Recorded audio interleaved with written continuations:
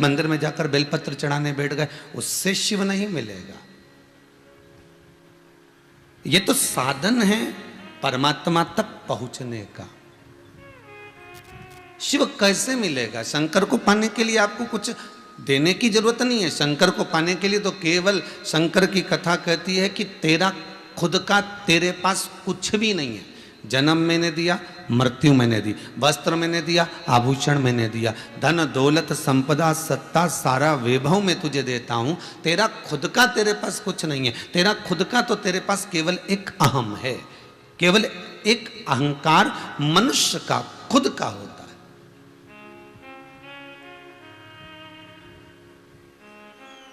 ये अहम दूसरा कोई नहीं देता आपको। ये अहंकार आपका स्वयं का स्वयं प्रकट करते हो आप।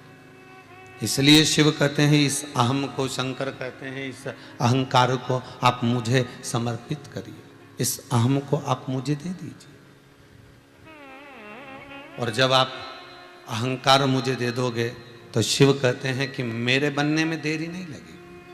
लंका अधिपति रावण ने शीश काट काट कर भगवान को दिए। लंका अधिपति रावण ने सब कुछ भगवान को दिया, संपूर्णता का सुख भगवान को दिया। रोज अभिषेक भी करता था, पूजन भी करता था, अर्चना भी करता था और भगवान को अन्य अन्य स्त्रोत से, मंत्रों से शिव को रिझा भी लेता था। पर भगवान को रिझा जरूर रहा, पर भगवान को सब कुछ दिया गया, पर रावण अपना अहंकार नहीं दे पाया। अहंकार में तीन गए, धन वैभव और वंश, ना मानो तो देख लो रावण कौरव और कंस। ये तीनों अहंकार में चलेगा। रावण अगर कुछ भी ना देता, बस भीतर का अहम भगवान शिव को समर्पित कर देता तो भगवान उसको अपना बना लेते। बनाया तो था मेरे शंकर।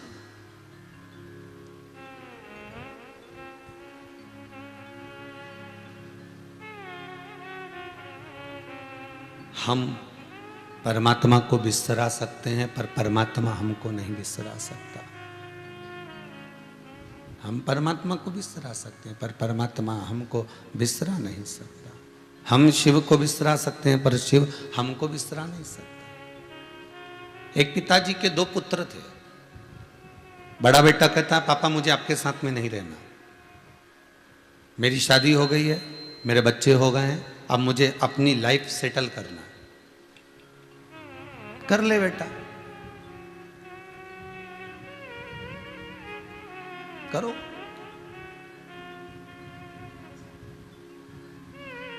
पहले एक कथा में कहा था, दुनिया के लोगों के पास में सोफा सेट है, हाफ सेट है, फुल सेट है, हीरे का सेट है, सोने का सेट है, डिनर सेट है, हाफ सेट है, चांदी का सेट है, पन्ना का सेट है, बस आदमी अपसेट। सेट बहुत सारे जोड़कर रखे पर वो सेट से सुख तो मिले आपको।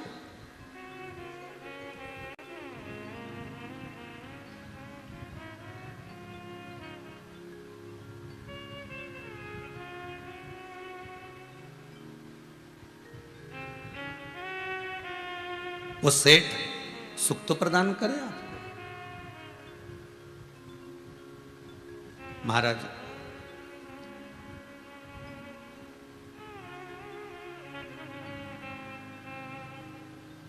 पिता के दो पुत्र, एक पुत्र कह रहा है पिताजी मुझे अपनी लाइफ सेटल करना है, मुझे आपके साथ में नहीं रहना, मैं आपके साथ में नहीं रह सकता। ठीक है, क्या करना चाहते हो? आप मेरा हिस्सा दे दीजिए और मैं जाना चाहता हूँ। पिताजी ने जायदाद के 3 हिस्से कर दिए महाराज। जब 3 हिस्से जायदाद के किए गए, वो 3 हिस्से में से एक पिता ने अपना हिस्सा रखा, दूसरा हिस्सा छोटे बेटे को दे दिया, तीसरा हिस्सा बड़े बेटे को दे दिया। लो ये आपका धन। बेटा गया बाजार में जाकर मार्केट में, कहा कि मुझे ये जमीन, मुझे ये प्रॉपर्टी बेचना, बिक गई। 12 लाख में वो प्रॉपर्टी बिकी। 12 लाख रुपए वो लेकर चला भी गया। और 12 लाख रुपए वो लेकर गया, उसके 3 मित्र बन गए।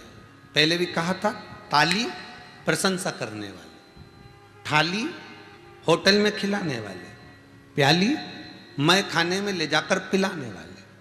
ये 3 मित्र व्यक्ति के जीवन को बर्बाद कर देते। संसार सागर में, इस मृत्यु लोक में आपको अच्छी राय देने वाले बहुत कम मिलेंगे, और जो अच्छी राय देगा ना वो आपको अच्छा नहीं लगेगा, ये पक्का है।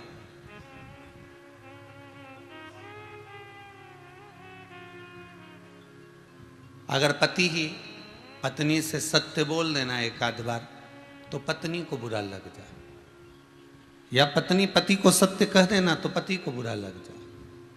सत्य कहना बड़ा कठिन काम है।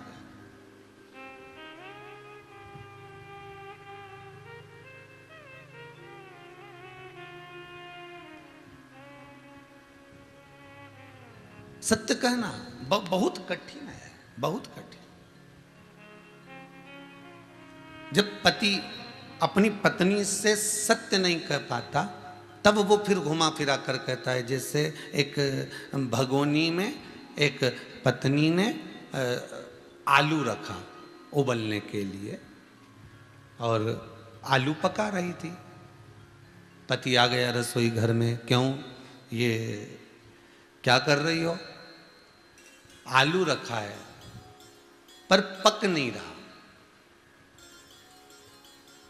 कम से कम 15 से 20 मिनट हो गए परंतु वो आलू पक नहीं रहा। मैं करछी से उसको हिला रही हूँ, पलट रही हूँ। इतने में पति ने कह दिया, काहे को ऐसा काम कर रही है, गैस भले बंद कर दे और आलू से थोड़ी देर बात करना चालू कर दे, पक जाएगा। आलू से थोड़ी सी देर बात करना चालू कर दे, पक जाएगा। पत्नी बोली, फिर से बोलना जरा, मतलब तुम मुझसे बात कर करके पक गए। अब पति डायरेक्ट तो नहीं कह सकता कि मैं पक चुका, तो वो इतना तो कह सकता है ना कि आलू से बात कर, आलू पक जाएगा। अब उतने में उसको समझ में आ जाना चाहिए कि भाई मैं ज़्यादा बोलती हूँ, ज़्यादा हो सकता है कि मेरे शब्दों के तीर चलते हों, या हो सकता है कि मेरे शब्द कुछ अपशब्द निकल जाते हों जिससे इसके हृदय को क्षति पहुँचती हो, हृदय को घात पहुँचता हो, हृदय को लगता हो।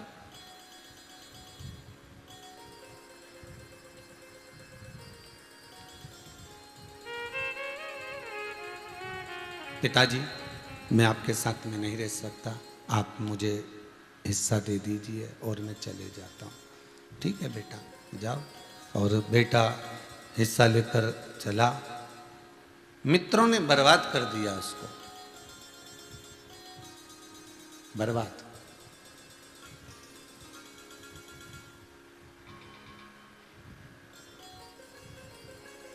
आप बहुत बड़ी बड़ी सिटियों में रहते हो, बहुत बड़े बड़े शहरों में रहते हो। इतने बड़े बड़े शहरों में आप निवास कर रहे हो कि फैक्ट्री से घर जाना या जिस जगह पर नौकरी कर रहे हो वहाँ से ऑफिस से घर जाने में कम से कम तुमको 1.5-2 घंटे लग जाते, सुबह भी और शाम को।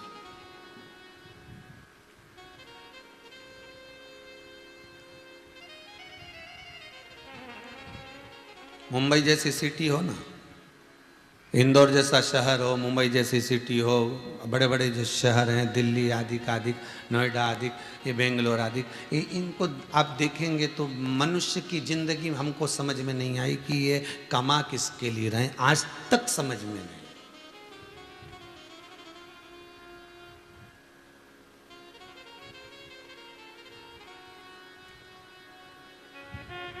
आज तक समझ में नहीं आया कि कमा किसके लिए रहे। सुबह से उठेंगे, कुल्ला मंजन करा, थोड़ा बहुत योगा वोगा करा, ना करा, तैयारी जाने की, जल्दी जल्दी टिफिन बना, तैयार हुए, गाड़ी ली, ट्रैफिक इतना था, धीरे धीरे धीरे धीरे धीरे धीरे टल्ला खाते खाते खाते खाते ऑफिस पहुंच गए। वहाँ पर फिर सबसे मिले जुले, लेट हो गए, सर की डांट सुनी, सब कुछ किया गया। उसके बाद फिर शाम को वापस चलने का, जब वापस जा रहे हैं फिर वापस पहुँचते पहुँचते पहुँचते पहुँचते इतने थक गए। पत्नी कह रही है, लो भोजन कर लो, जल्दी लगा दे भोजन, मेरे को भूख लग रही है। और फिर जल्दी से मुँह हाथ धोए, भोजन करा, बस खाया ना खाया, आंखों में नींद भरी, सो गए।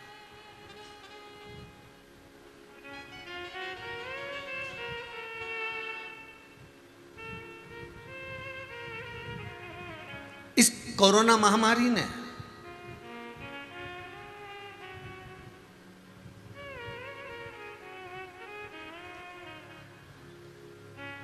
इस कोरोना महामारी ने एक चीज जरूर सिखाई है कि चिड़िया, पक्षी अपना घोंसला कभी नहीं छोड़ता, चाहे कहीं पर भी भ्रमण कर ले, कहीं पर भी घूम ले, कितनी भी जगह चले जाए, पर वो अपना घोंसला नहीं छोड़ता।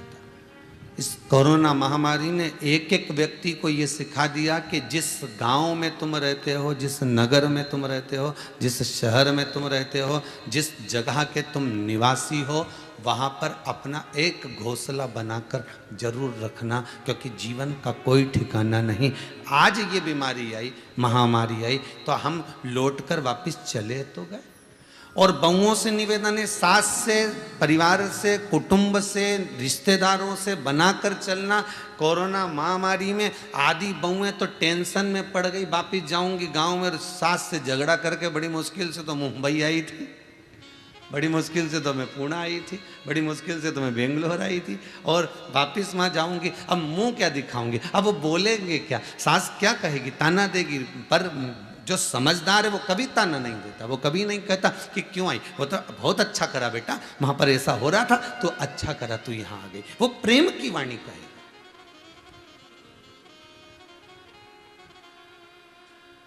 इस महामारी ने एक चीज जरूर सिखाई है कि आप जिस स्थान से जुड़े हुए हो उस स्थान पर मत छोड़ो, उस स्थान को मत छोड़ो।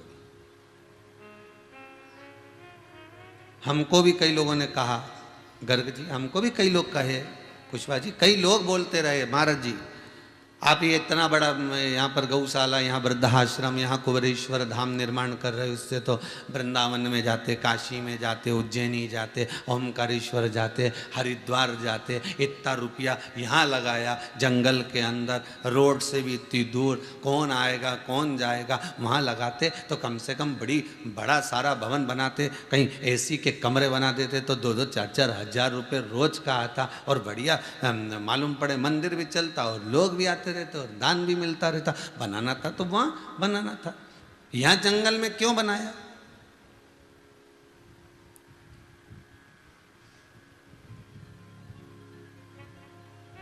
इस जंगल में बनाने का कारण क्या? जिसको व्यापार करना है वो ढूंढे ऐसी जगह। यहां तो बाबा का केवल भगत ही आने वाला है, जिसको कुबेरेश्वर महाराज बुलाएगा, लाएगा, और जिसको यहाँ पर बुलाकर मेरा कुबेर भंडारी उसकी झोली में कुछ ना कुछ सुख देना होगा, वही इस कुबेरेश्वर धाम तक पहुँच पाता है। नहीं तो बाबा रोड पे से निकाल भगा देता है, बाबा रोड पे से निकाल देता है। वो हाईवे है ना, वहीं से डायरेक्ट भेज देगा कि इंदौर से चला तो सीधे भोपाल रुकना, भोपाल से चला तो सीधे इंदौर रुकना, ये अंदर घुसना ही मत, प्रवेश करना ही मत, बाबा ही निकाल देगा।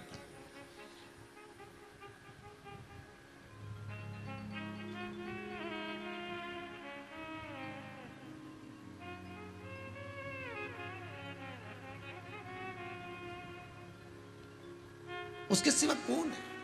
एक कोई उज्जैन के आगे बड़नागर से कोई माता जी आई हुई हैं, बहन जी, वो कह रही थी आज, गुरुदेव मेरे मायके वालों से मैंने कहा, कि ससुराल वालों से कहा, परिवार वालों से कहा कुबेरेश्वर जाना है मेरे को, और वो नहीं आए, मैं आ गई और आई। पूरे रिश्तेदारों से मैंने पूछा, यहाँ पर यहाँ रहने वालों से भी पूछा, यहाँ शंकर जी कहाँ पर है, कुबेरेश्वर महादेव। अच्छा, इतनी बार कथा में कह रहे हैं कि अभी निर्माणाधीन है, निर्माणाधीन है, बन रहा है, बन रहा है, तो यहाँ शंकर जी कहाँ है? अब के तो आशा लेके आई थी शंकर जी, शंकर जी की आस लेकर, अब कहीं शंकर जी नहीं मिला, और शंकर जी नहीं मिला तो नहीं मिला, तुम भी नहीं मिले गुरुदेव, बड़ी आफत। और काम इतना बड़ा था, इतना बड़ा था कि शायद जिंदगी भर रोती। वो आज मिली थी वो माता जी, कहीं बैठी हो तो जरा 5 मिनट आइयो, जरा इधर, जरा कहीं बैठी हो तो इधर आ जाओ, या जरा आना इधर, हाँ इधर आओ जरा।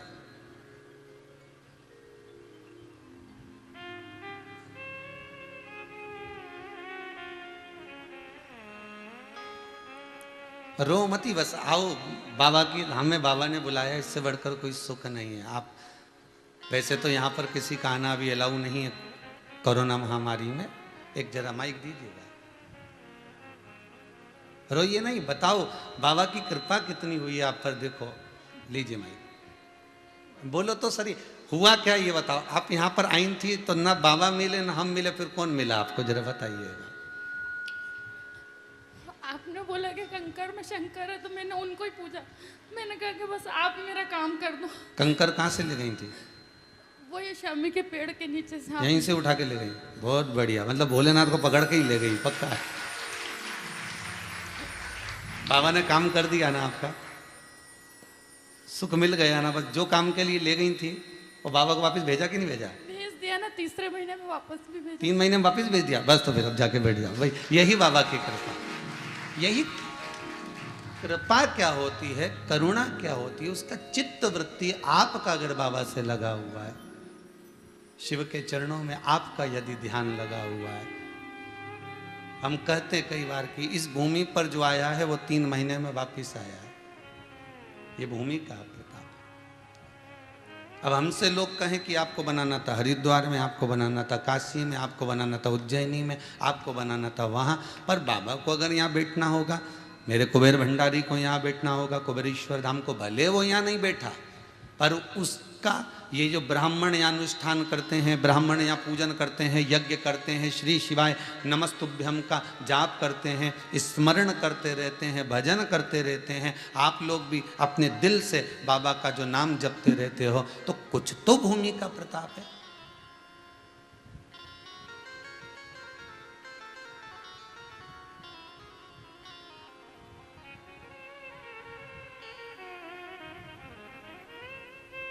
ब्रजभूमि में भगवान है, हरिद्वार में भगवान है, काशी में भगवान है, माना हर जगह पर भगवान है, पर इस कुबेरेश्वर धाम में भले अभी शिव नहीं है, पर भक्त है, तो भक्त में भी तो भगवान है। वो किसी रूप में आता तो होगा, यहाँ किसी रूप में पहुँचता तो होगा। शंकर का मात्र अनुमोदन कर लेना, शिव का मात्र स्मरण कर लेना, शिव तत्व में केवल डूब जाना, ये हमारे जजमान गर्ग परिवार में, हमारे भाभी जी को गर्ग परिवार में से कहेंगे, श्रीमती पूनम जी गर्ग को बहुत बड़े रोग भी बहुत बड़ा, और रोग के साथ में इतने बड़े रोग से ग्रसित होने के बाद में बीच में पड़ गया वो कोरोना, और कोरोना की बीमारी भी पड़ गई, और इतना भारी रोग इनके शरीर में, ऊपर से वह कोरोना हो गया। कोरोना के साथ में और भी परेशानियाँ ज़्यादा हो गई। अब विचार करिएगा, इतनी बड़ी बीमारी, ऊपर से वो कोरोना चढ़ जाना, ऊपर से शुगर ने बीपी न कहीं कुछ ना कुछ चलते ही रहना, और उतने कोरोना जैसी महामारी से बड़े रोग में पड़ने के बाद भी निकल कर बस एक लक्ष्य था इनके भीतर, अपने पति से जो कहा इन्होंने, कहे गर्ग जी कि हमको अगर शंकर से जोड़ी है तो हमारी धर्म पत्नी जोड़ी है। वो कहे कि उसने कहा कि अगर आज मुझे भी बचाकर अगर लाएगा, शिव पुराण अगर उसको कराना है, तो भले वो कैंसर जैसा रोग हो गया, उसके ऊपर कोरोना हो गया, उसके ऊपर ये हो गया, पर बचाकर शिव महापुराण की कथा अगर कोई सुना सकता है तो वही सुना सकता है जिसके हाथ में काल अधिपति का काल भरा।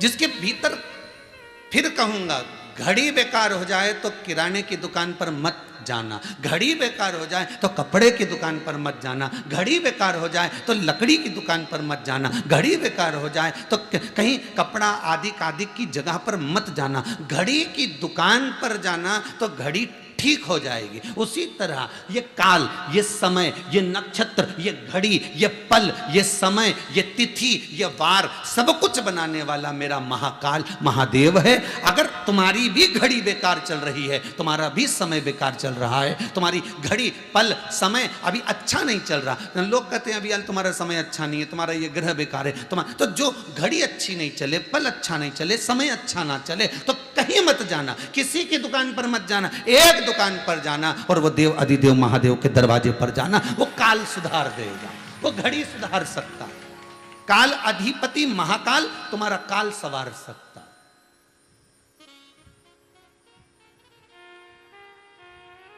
किराने वाला नहीं सुधारेगा, कपड़े वाला नहीं सुधारेगा। तुम सोचो कि कोई तुम्हारी घड़ी पल समय सुधार दे, ना ना ना ना, कोई ना सुधारेगा। सुधारने वाला एक है, जिसने घड़ी बनाई है, जिसने सही साठ बनाई है, और जिसने बनाया वही सवार है।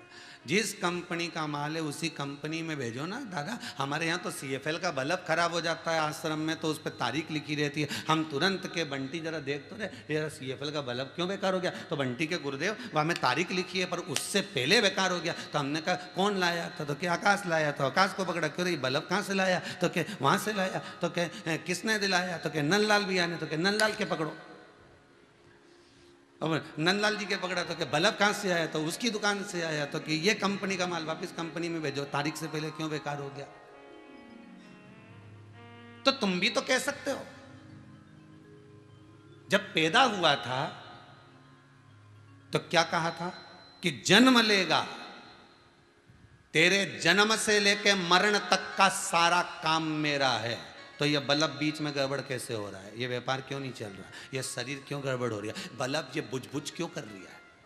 ये थोड़ी देर जले, चमकने के बाद फिर बंद हो जाए, फिर चमके, फिर बंद। तो आखिर थोड़ी देर व्यापार अच्छा चले, फिर डाउन, फिर तेज, फिर डाउन। शरीर थोड़ी देर अच्छा रहे, फिर गड़बड़ हो जाए, फिर। तो ये बल्ब जो गड़बड़ हो रहा है ना, तो कंपनी का माल कंपनी में भेजो। तुम किसी के पास भी भेजोगे वो सुधरने वाला नहीं है। तो कंपनी का माल कंपनी में भेजो। अर्थात जिस परमात्मा ने तुमको जन्म दिया, माता के गर्भ में उल्टे लटके हुए थे, दोनों मुष्टिकाएं बंद थी, प्रार्थना करी थी कि मुझे माता के गर्भ से बाहर निकाल दे, मैं भजन करूंगा, भजन करूंगा, भजन करूंगा। तो भगवान ने भी कहा इसको सही साइड लगा के रखोगे, मतलब भजन में लगा के रखोगे तो बल्ब सही चलेगा। पर बार बार तुम्हारा बल्ब लाइट चली जाए, अचानक उड़ जाए तो गड़बड़ तो होगा।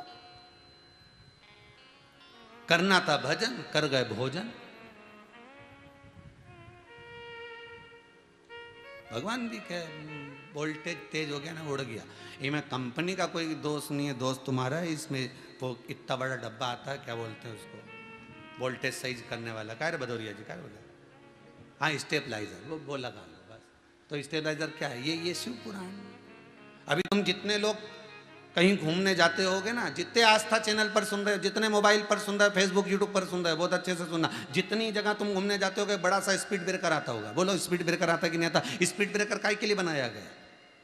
कि तुम्हारी गाड़ी बहुत स्पीड में चल रही है, तो ये ब्रेकर को देखकर, स्पीड ब्रेकर को देखकर थोड़ा सा स्लो कर लीजिए। स्लो नहीं करोगे गाड़ी उचक जाएगी, एक्सीडेंट हो जाएगा, कहीं कोने में जाकर पड़े रहोगे। स्पीड ब्रेकर बनाया गया। उसी तरह ये संसार सागर में मंदिर, देवालय, तीर्थ, व्रत, पुराण, शास्त्र और गुरुजन क्यों बनाए गए? उसका कारण है कि ये स्पीड ब्रेकर है। गुरु जी को देख लो, प्रणाम करने के बहाने थोड़ी स्पीड डाउन कर लो। गुरु जी को देखोगे तो लगेगा हाँ अब थोड़ा ठीक है, अब बहुत आगे बढ़ लिया, थोड़ा समय गुरु जी के चरणों में बैठना। भगवान को देखोगे तो फिर स्पीड ब्रेकर को देख लिया, थोड़ा डाउन कर लो, थोड़ा सा डाउन करना पड़ेगा। ये चलती हुई जो स्पीड है तुम्हारी, इसको डाउन।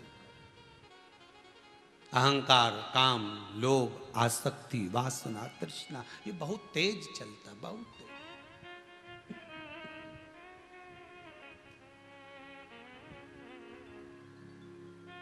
इस स्पीड को थोड़ा सा दिएगा, सुख का अनुभव होगा।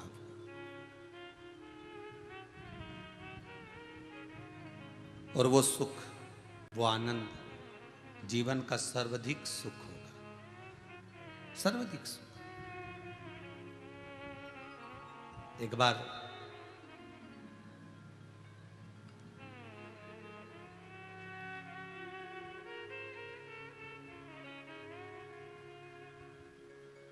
बेटे ने कहा मुझे मेरा हिस्सा दे दीजिए। पिताजी ने हिस्सा दे दिया। बेटा ले गया, शहर में गया, बड़े बड़े लोग, बड़े बड़े मित्र बन गए, बहुत धनपति, बहुत पैसे वाले। जो भजन करने वाला होता है ना, भगवान की सेवा करने वाला होता है, मंदिर में पोछा लगा रहा है, झाड़ू लगा रहा है, सेवा कर रहा है, उसकी मित्रता बहुत कम लोग कर पाते। जो वाचाल होता है, जो आपको भरमा रहा होता है, भ्रांतियों में डुबो रहा होता है, उसकी मित्रता लोग ज्यादा कर पाते।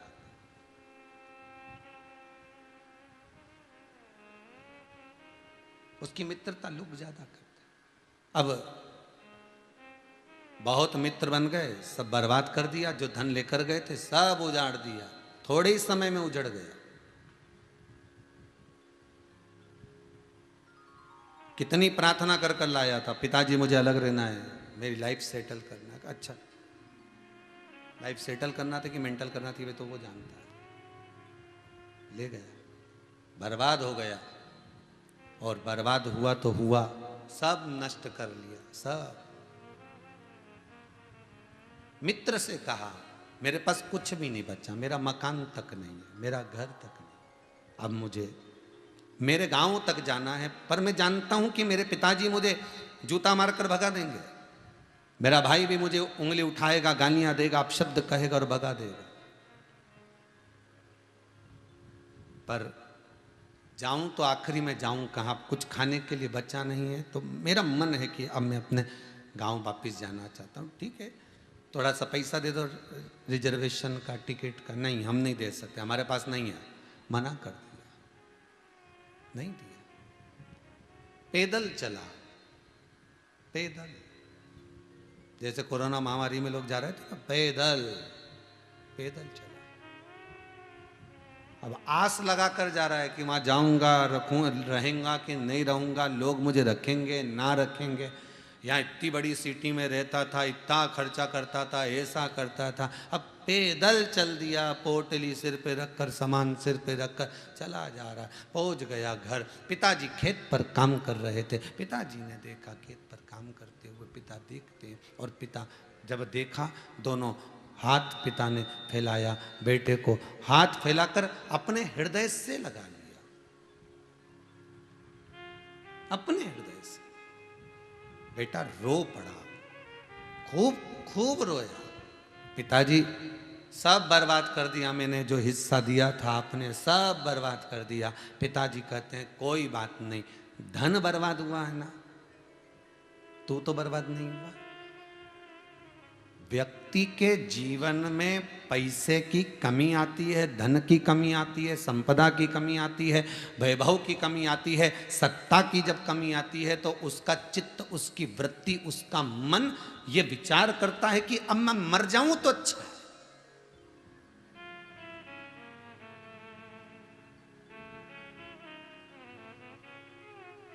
मर जाओ, कौन मना कर रहा है कि मत मरो, मरो। फैशन चल रहा है मरने का, तो रोज अखबार उठाओ तो मालूम पड़ जाएगा वो मर गए, वो मर गए। तुम भी मरो, जा। कौन मना कर रहा है मरने के लिए?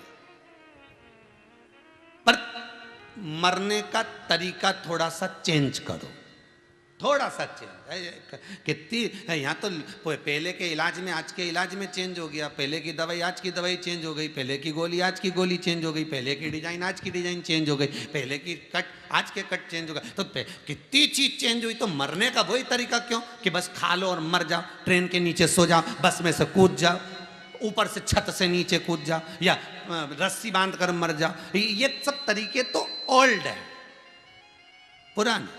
कोई नया तरीका ढूंढो ना, और तरीका भी ऐसा ढूंढो जिससे मरो तो फिर सुख का आनंद हो। तो वो तरीका कौन सा है? तो बस मन में लगा कर विचार कर कर बैठिए, वो तरीका ढूंढना है हमको। और वो तरीका कौन सा हो सकता है? एक तरीका है भगवान का भजन कर कर, स्मरण कर कर, भक्ति कर कर, स्मरण नाम जाप कर कर मैं अगर प्राणों को त्यागूंगा तो भगवान का भजन कर कर त्यागूंगा। ऐसे नहीं मरूंगा। भगवान चाहे कितना ही दुख दे दुख, कितना दे वो दे तेरे को जितना देना दुख हम झेलेंगे, दे आजा।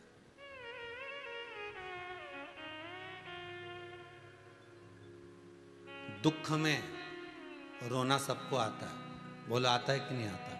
सबको। पर दुख में मुस्कुराना किसी को आता है क्या? छोटे से बच्चे से सीखो दुख में मुस्कुराना। छोटे से बच्चे,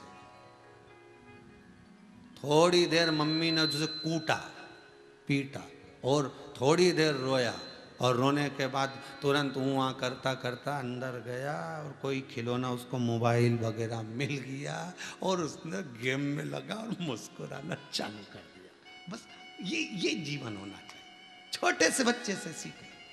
दुख मिला ना, परमात्मा ने दिया है ना, सुख भी उसी ने दिया था महाराज, सुख भी उसी ने दिया है तो दुख भी उसी ने दिया। दुख वही दे रहा है, सुख भी वही दे रहा। तो सुख अगर उसने दिया तो उस सुख का भोग तुमने बहुत अच्छे से भोगा, बहुत मस्त रहकर भोगा। क्या गाड़ी में घूमे हो साहब, क्या लड्डू पेड़ा गुलाब जामुन खाया, क्या ज्वेलरी पहनी, क्या आनंद पाया, क्या डनलप का गद्दा। जब सुख उसने दिया था खूब मस्ती से भोगे, तो दुख उसने दिया तो वो भी तो भोगो। उसमें क्या रोना, उसमें रोना ही नहीं चाहिए।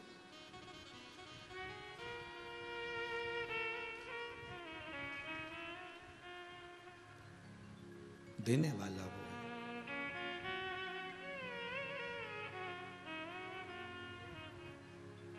बस वो जो दे रहा है। आज बुध प्रदोष का दिन है। इस कथा को अपने जीवन में उतारने का प्रयास करना और प्रयास ये करना कि ये कथा आपकी जिंदगी को संवार दे।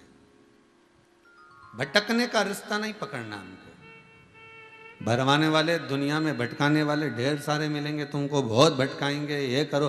राजा परीक्षित को जब मालूम पड़ गया कि 7 दिन में सर्प डसेगा, राजा परीक्षित को मालूम पड़ गया कि 7 दिन में ये मरेगा, राजा परीक्षित को मालूम पड़ गया कि मरना है, तो कितने ऋषि मिले? 300 ऋषि मिले थे राजा परीक्षित को कि हम यज्ञ करवाएंगे, अनुष्ठान करवाएंगे, दान करवाएंगे, पुण्य करवाएंगे, ये करवाएंगे, वो करवाएंगे। राजा ने कहा ये सब फालतू की बात है, कोई सदगुरु ऐसा मिल जाए कि बस उसकी शरण में बैठ जाऊं और कब मृत्यु आए पता ही ना पड़ पाए, बस ऐसा गुरु चाहिए।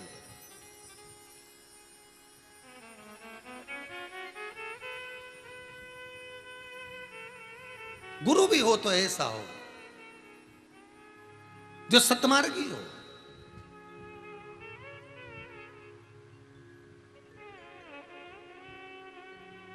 अब सुखदेव जी महाराज मिले। सुखदेव कौन? शिव का अवतार, शंकर का एक स्वरूप है सुखदेव, शिव का एक प्रतिबिंब है सुखदेव।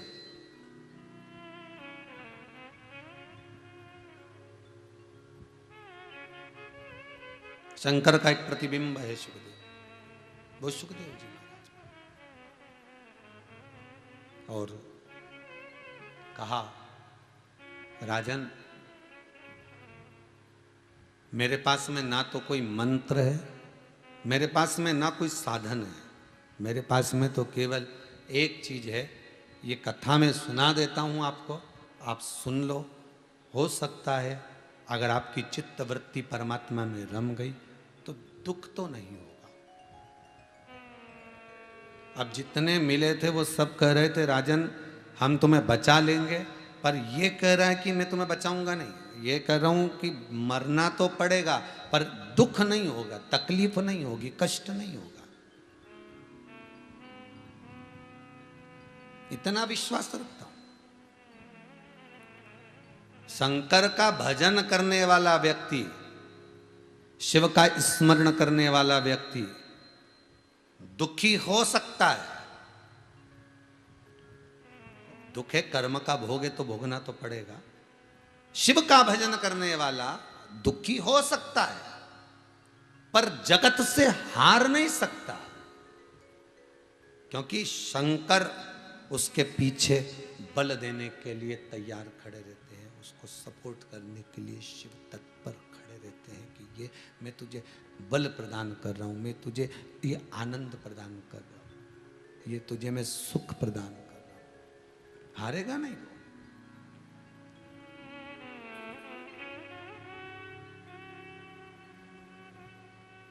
तेरे दरबार की बाबा निराली शान देखी है, तुझे देते नहीं देखा पर झोली भरी देखी है। पीछे खड़ा हुआ है और पीछे खड़ा होकर सुख का जो भान करा रहा है, सुख का जो आनंद दे रहा है, वो सुख मिल नहीं सकता, वो सुख फिर प्राप्त नहीं होगा।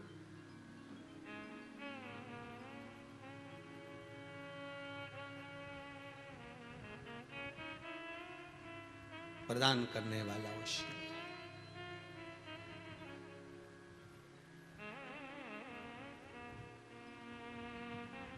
शिव पुराण कह रही है, शंकर की कथा कह रही है, शिव का अनुमोदन कर रहा है।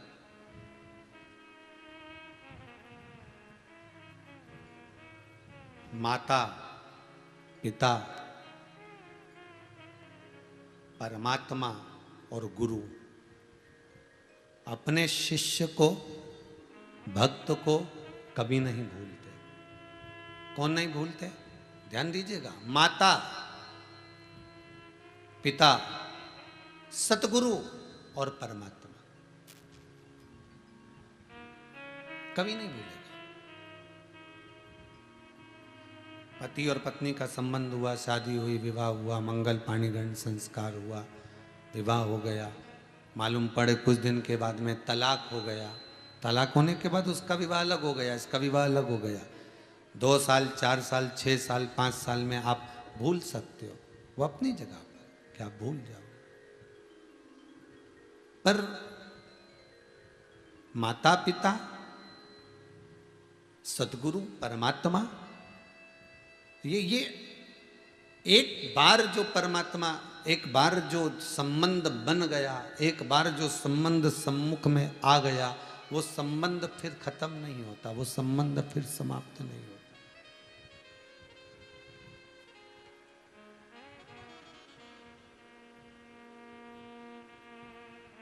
इसीलिए कहते हैं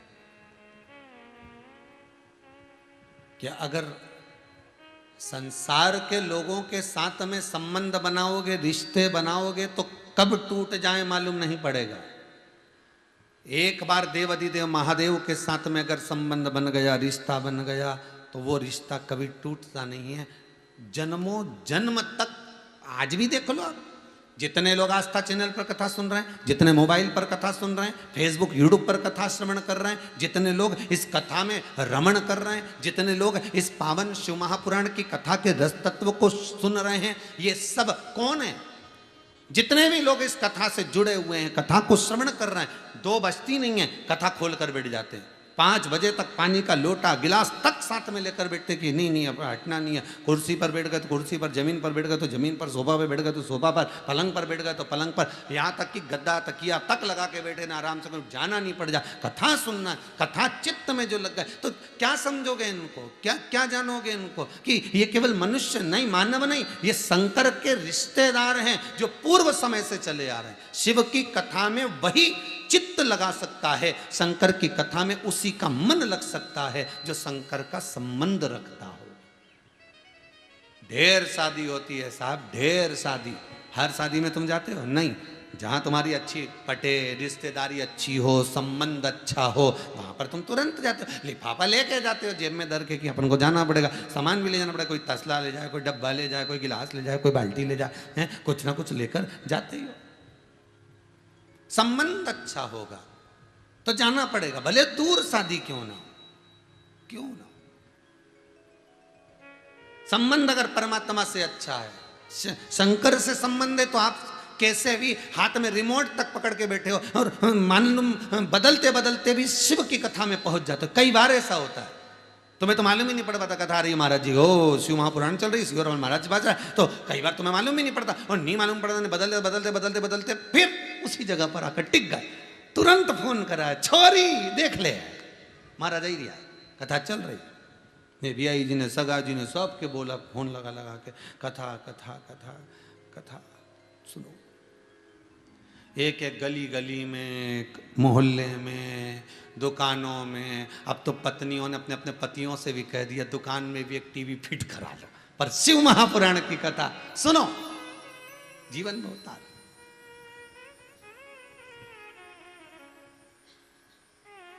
मन नहीं लगता, चित्त नहीं लगता, छूटती नहीं। और जब एक बार ये कथा शिव महापुराण का पावन चरित्र हमारी चित्त वृत्ति में उतर गया, फिर कुछ सुहाएगा नहीं।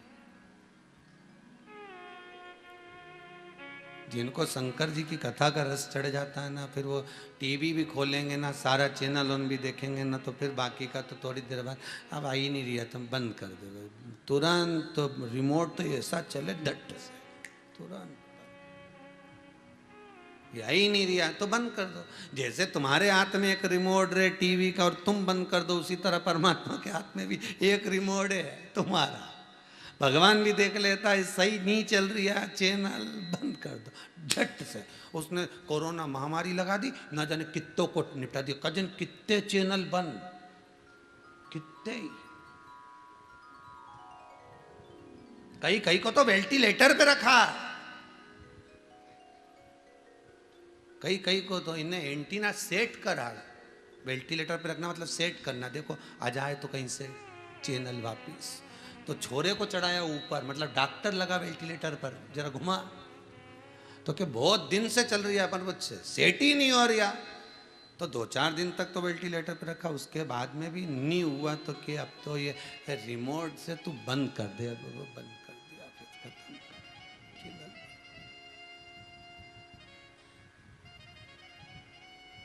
और अभी बोल रहे हैं कि तीसरी लहर आएगी, ना जाने कितने चैनल और बंद।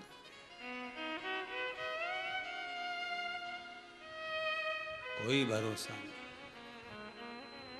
और ये नीवी आई ना परमात्मा के, तुम्हारे पास तो केवल एक स्कीम है, तुम्हारे पास तो केवल एक साधन है, परमात्मा के चरण पकड़ लिए बच गए।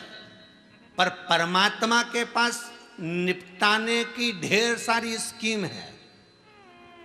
कभी पानी गिरा देता एक बार में निपटा दे इस मोहल्ले का पूरा साफ, कभी आंधी चला दे तो इधर का निपटाया, कभी कुछ कर दे तो इधर का निपटा दे। उसके पास तो स्कीम की कमी नहीं, साहब कमी नहीं।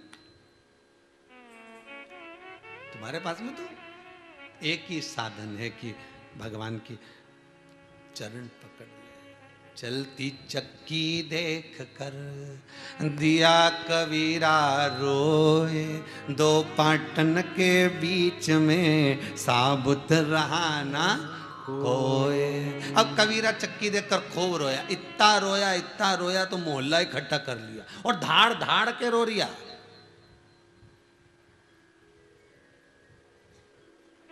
खूब चिल्ला चिल्ला के कबीरदास जी रो रहे, तो मोहल्ले के लोग आ गए, बताइए ये क्या, इसको क्या हुआ क्या कबीरदास जी? कबीरदास जी बोले चक्की देखी है। तो मोहल्ले के लोगों ने माथा ठोका, कभी जिंदगी में नहीं देखी थी, पहली बार देखी ऐसी। तो क्या पहले नहीं देखी? देखी तो खूब, पर ऐसी नहीं देखी जैसी आज देखी। तो क्या देखा कि चलती चक्की देख कर अरे दिया कबीरा, कबीरा रो रहा, 2 पाटन के बीच में साबुत रहा, और रो रहा। अब रोते रोते कबीरदास जी बहुत तेज हंसने लगा, ठाके लगा के खूब हंसे कबीरदास जी। फिर लोगों ने पूछा, बता अभी रो रहा था अब हंस रहा है, हमको पागल समझता है, अब क्यों हंस रहा है? कबीरदास जी बोले चक्की देख ली वापिस। तो क्या अब इसमें क्या देख लिया? चलती चक्की देख कर दिया कबीरा हंस, 2 पाटन के बीच में दाने रह गए फंस। अब कबीरदास जी हंस भी रहा है, रो भी रहा है, हंस भी रहा है। तो रो इसलिए रहा है कि कोई साबुत नहीं बचा, और हंस इसलिए रहा है कि इस चक्की के 2 पाट के बीच में एक कीला लगा है। उस कीले के पास जो चक्की चल रही है, उस कीले के पास जो दाना पहुंच गया वो बच गया, और जो पाट में रह गया वो पिस गया। तो कबीरदास जी कहते बस यही हंसना यही रोना है कि भगवान ने जन्म दिया, संसार का भी ये 2 पाट है, जन्म और मरण का। इसके बीच में मनुष्य पिसाता चले जा रहा है, पर चतुर वही है जो कीले के पास चले गया, जो शंकर के पास चले गया, उसके चरणों में जाकर बैठ गया, वो बच गया। और जो ना बैठा वो मर गया, वो गया, समाप्त हो गया। उसका कोई सुख ही नहीं है, उसका कोई आनंद ही नहीं है।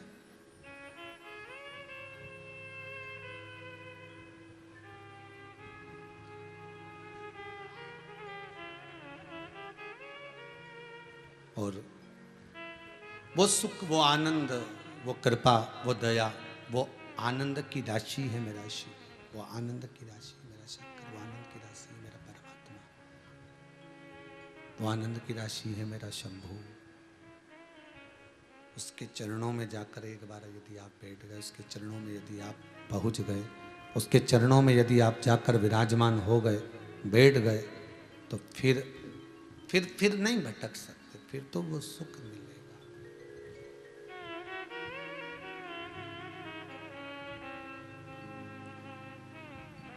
माता, पिता, गुरु, परमात्मा, ये चार है इसमें।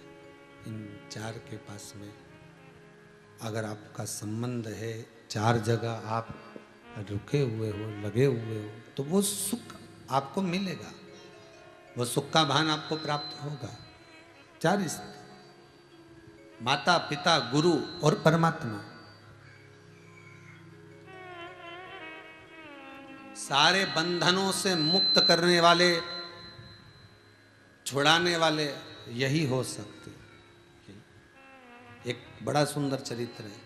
एक राजा की बेटी, ओम नमः शिवाय, ओम नमः शिवाय, नमः शिवाय, ओम नमः शिवाय, नमः शिवाय, ओम नमः शिवाय, नमः शिवाय, ओम नमः शिवाय, नमः शिवाय, ओम नमः शिवाय, नमः शिवाय, ओम नमः शिवाय, नमः शिवाय, ओम नमः शिवाय, नमः शिवाय, ओम नमः शिवाय।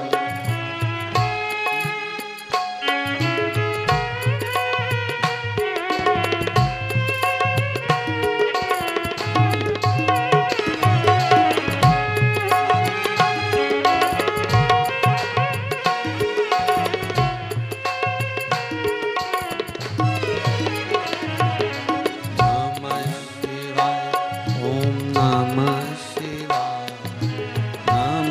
शिवाय, ओम नमः शिवाय, नमः शिवाय, ओम नमः शिवाय, नमः शिवाय, ओम नमः शिवाय, नमः शिवाय, ओम नमः शिवाय, ओम नमः शिवाय, ओम नमः शिवाय, ओम नमः शिवाय, ओम नमः शिवाय, ओम नमः शिवाय, ओम नमः शिवाय, ओम नमः शिवाय, ओम नमः शिवाय, ओम नमः शिवाय, ओम नमः शिवाय, ओम नमः शिवाय, ओम नमः शिवाय। शिव की स्तुति में लगे रहना, परमात्मा की भक्ति में रम जाना, शंकर के अनुमोदन में रम जाना। एक राजा की बेटी पिताजी से बोली, पिताजी मुझे शादी नहीं करना। पिता बोले, बेटा अगर मृत्यु लोक में जन्म लिया है तो विवाह तो करना पड़ेगा। माता पिता ऋण से मुक्त होना चाहते हैं, क्योंकि कन्यादान कर दें, बेटी अपने जगह पर पहुंच जाए, बेटी अपनी जगह जाए, इससे बढ़कर सुख और क्या चाहिए।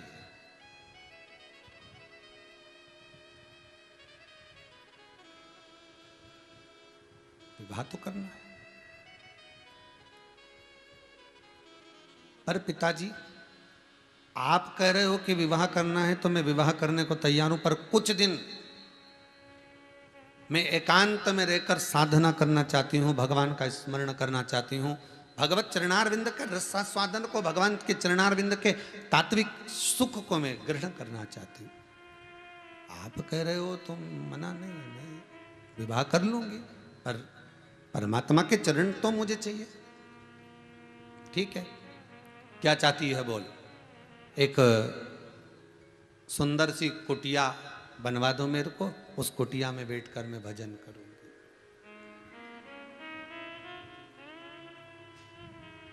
मीराबाई ने कहा था ना राणा जी से, मीरा भी राणा जी से यही कही थी, घास फूस की कुटिया बनाऊंगी,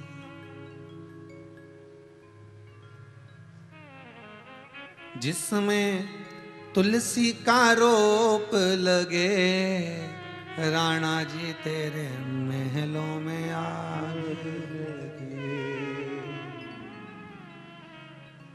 घास फूस की कुटियां बनाऊंगी,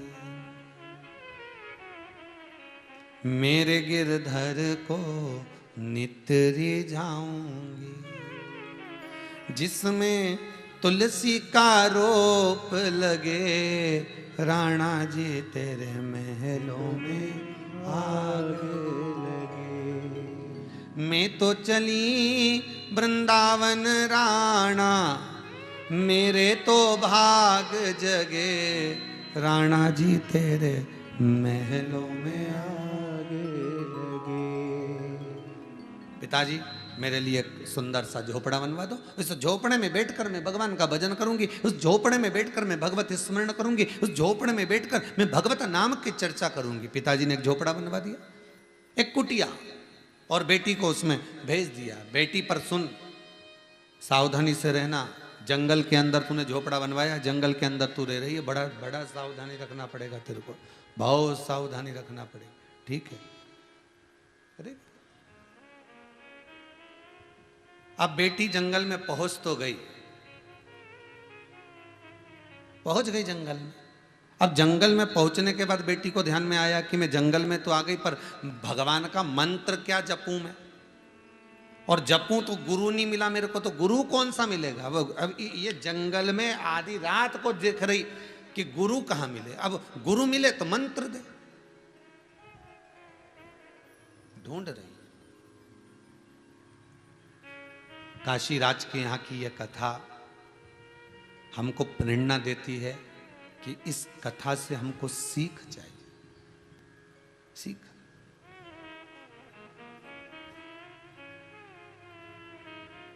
पिता, गुरु और सुनार, इन तीनों का एक ही काम है, अच्छे जोर जोर से पीटना और तपाना। पिता, गुरु और सुनार, ये जो सोनी होते हैं, सुनार होते हैं, सोने का आभूषण बनाने वाले, इन तीनों का एक ही काम है, तपाओ पीटो, तपाओ पीटो, तपाओ पीटो। सुनार भी यही काम करता है, गुरु भी यही काम करता है, और पिता भी यही काम करता है। पिता को गुस्सा आया और उसने दो कूटना चालू करा, और गुरु को क्रोध आया तो उसने वाणी से, शब्द से कूटना चालू करा। तपाएगा भी बहु, कूटेगा भी। पर ये तीनों जब तपाते हैं और कूटते हैं तो उससे सुंदर आभूषण तैयार हो जाता है। पिता भी अगर कूटेगा, तपाएगा तो अपने पुत्र को कुछ अच्छा बना देगा, गुरु भी कूटेगा, तपाएगा तो कुछ अच्छा बना देगा, और सुनार भी अगर कूटेगा और तपाएगा तो अच्छा बना देगा। ये तीनों तपा रहे हैं, कूट रहे हैं, बना रहे हैं। बेटा, अब कन्या पहुंच गई, बेटी पहुंच गई जंगल के अंदर महाराज, और जंगल के अंदर जब बेटी पहुंची है, उसने देखा बेटी भवन के अंदर रह रही है, पर उसने विचार करा कि मेरा कोई गुरु नहीं है, अब मंत्र कौन देगा, गुरु मंत्र कौन सुनाएगा, मंत्र नहीं मिलेगा तो मैं जप क्या करूंगी, किसको भजूं मैं, किसका स्मरण करूं मैं, एक एक ये प्रश्न है किसी का।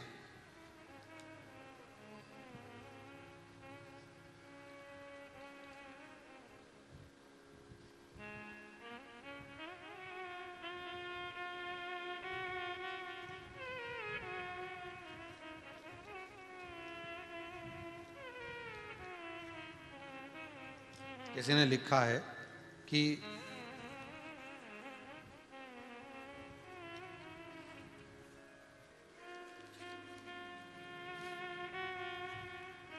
गुरुजी हमने पहले से गुरु मंत्र ले रखा है,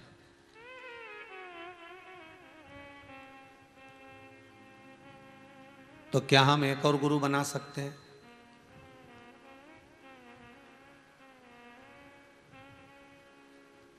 अब तेरा क्या होगा रे काल? अच्छा,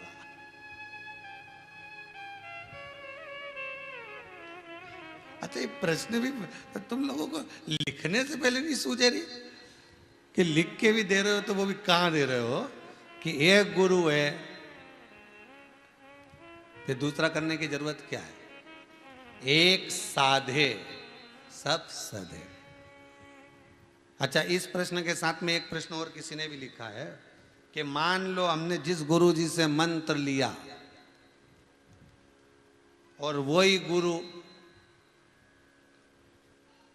खुद बड़ा विचित्र निकल गया हो, तो अब हम क्या करें? तो हम गुरु चेंज कर दें क्या? तुमने तो कपड़ा और गुरु जी एक बराबर का सोच के रखा है, कभी भी चेंज कर दो, पर शिव महापुराण आज्ञा नहीं देती।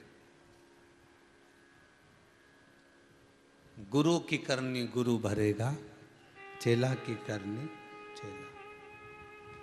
तुमको अगर किसी गुरु ने गुरु मंत्र दिया है और गुरु कैसा भी निकल गया हो, ये समय का चक्र है, किसी का नहीं होता। जब वो परमात्मा भगवान राम का नहीं हुआ, वन में ले जाकर छोड़ दिया राम जी महाराज को, जब वो राम जी का नहीं हो रहा, भगवान कृष्ण का नहीं हो रहा, भगवान को भाग कर जाना पड़ा।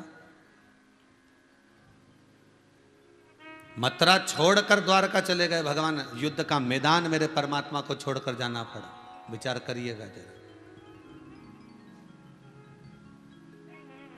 किसका समय?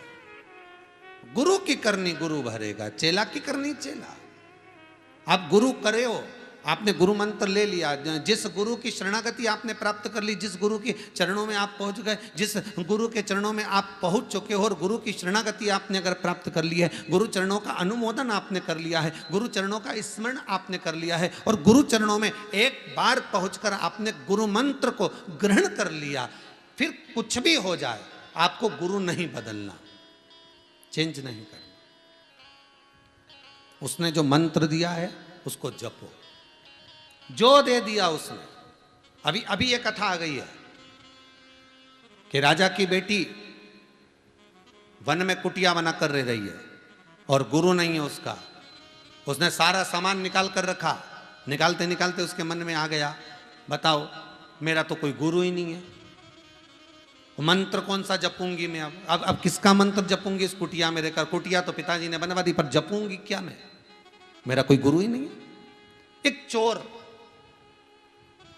उसकी कुटिया के पीछे खिड़की में से उसको झांक कर देख रहा था कि राजा की बेटी कितना सारा सामान लेकर आई है, कितनी दौलत, कितना आभूषण, कितना रत्न लेकर आई है, इतना सारा धन इसके पास में है, इतना वैभव इसके पास में, इतना सत्ता इसके पास में, इतनी दौलत इसके पास में, और ये विचार कर रही है कि मेरा कोई गुरु नहीं है, अब मंत्र क्या जपूं? तो इसने सोचा भाई आधी रात को इसको कौन सा गुरु मिलने वाला है, तो एक काम करता हूं कि मैं ही गुरु बन के जाके सारा सामान समेट लेता हूं। अब वो चोर संत के कपड़े पहन लिए। आपके प्रश्न का उत्तर है महाराज जी, आपका प्रश्न जो उसका उत्तर दे रहा है, आपके प्रश्न का उत्तर दिया जा रहा है।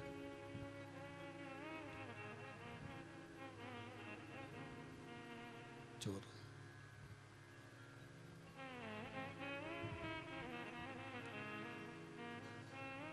कपड़े चेंज करे, वस्त्र चेंज करे, कपड़े चेंज कर कर, वस्त्र चेंज कर कर, बदल कर, चेंज कर कर उसके दरवाजे पर पहुंचा।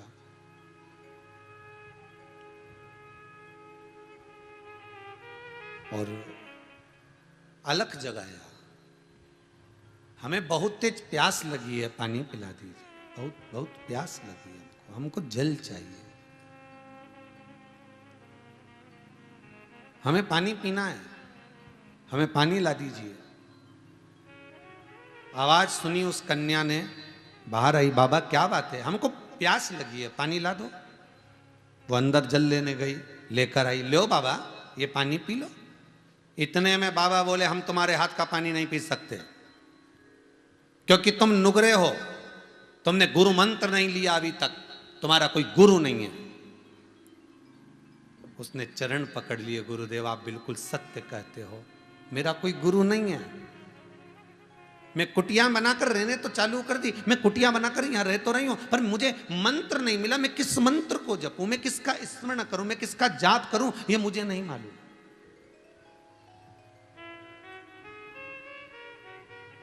उस कन्या ने कहा, उस बेटी ने कहा, आप मेरे गुरु बन जाइए, आप मेरे गुरु बन जाओ। रिटर्न नहीं आ रहा सही, आप मेरे गुरु बन जाइए।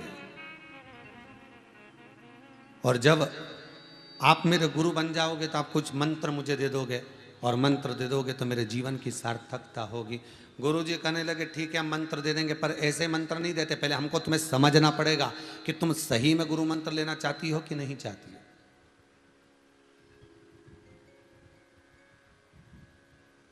तुम सत्य में गुरु मंत्र लेना चाहती हो कि नहीं चाहती हो, हमें समझना पड़ेगा, ये हमें जानना पड़ेगा। ये पहले हम समझें तो कि तुम गुरु मंत्र के काबिल हो कि नहीं हो, तुम गुरु मंत्र ले सकती हो कि नहीं ले सकती हो। ठीक है गुरुदेव बताओ क्या करना पड़ेगा। वो नकली गुरु ने कहा तुम्हारे पास में जितना सामान है, तुम्हारे पास में जितने आभूषण है, तुम्हारे पास में जितना सोना चांदी हीरा पन्ना जितना भी भरा हुआ है, सारा की सारा आप एक कपड़े में बांध लो और मेरे साथ चलो, मैं एकांत में चलकर तुम्हें गुरु मंत्र दूंगा, चलो मेरे साथ। और उसने सब बांध लिया कपड़े में और उस चोर को दे दिया, वो गुरुजी को दे दिया, और गुरुजी ने उसको सिर पे रख लिया और इसको लेकर गया पीपल के पेड़ के नीचे, इसको खड़ा कर दिया। खड़े करके कहा हाथ पीछे करो, इसने हाथ पीछे कर दिया, इसने कपड़े से उसके हाथों को बांध दिया, हाथों को बांधा। अब हाथ बंध गए। कहा गुरुदेव मंत्र तो दो। अब गुरुजी बोले मंत्र कहां का दूं उसको। अब गुरुजी बोले अच्छा एक काम करो, अब तुम बैठी हो यहां पर, खड़ी हो, पीपल के पेड़ के नीचे खड़ी हो, नमः शिवाय जपते रहो। क्या जपते रहना? नमः शिवाय जपो।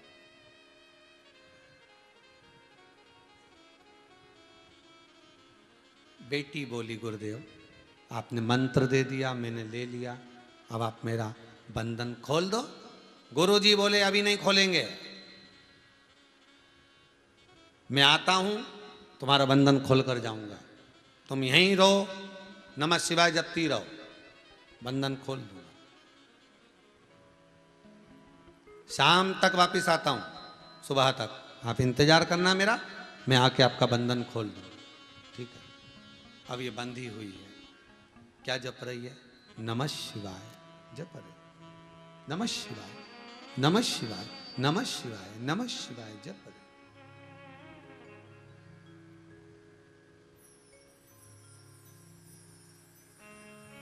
बंधी बंधी नमः शिवाय, नमः शिवाय, नमः शिवाय, नमः शिवाय, नमः शिवाय जप रही है। अब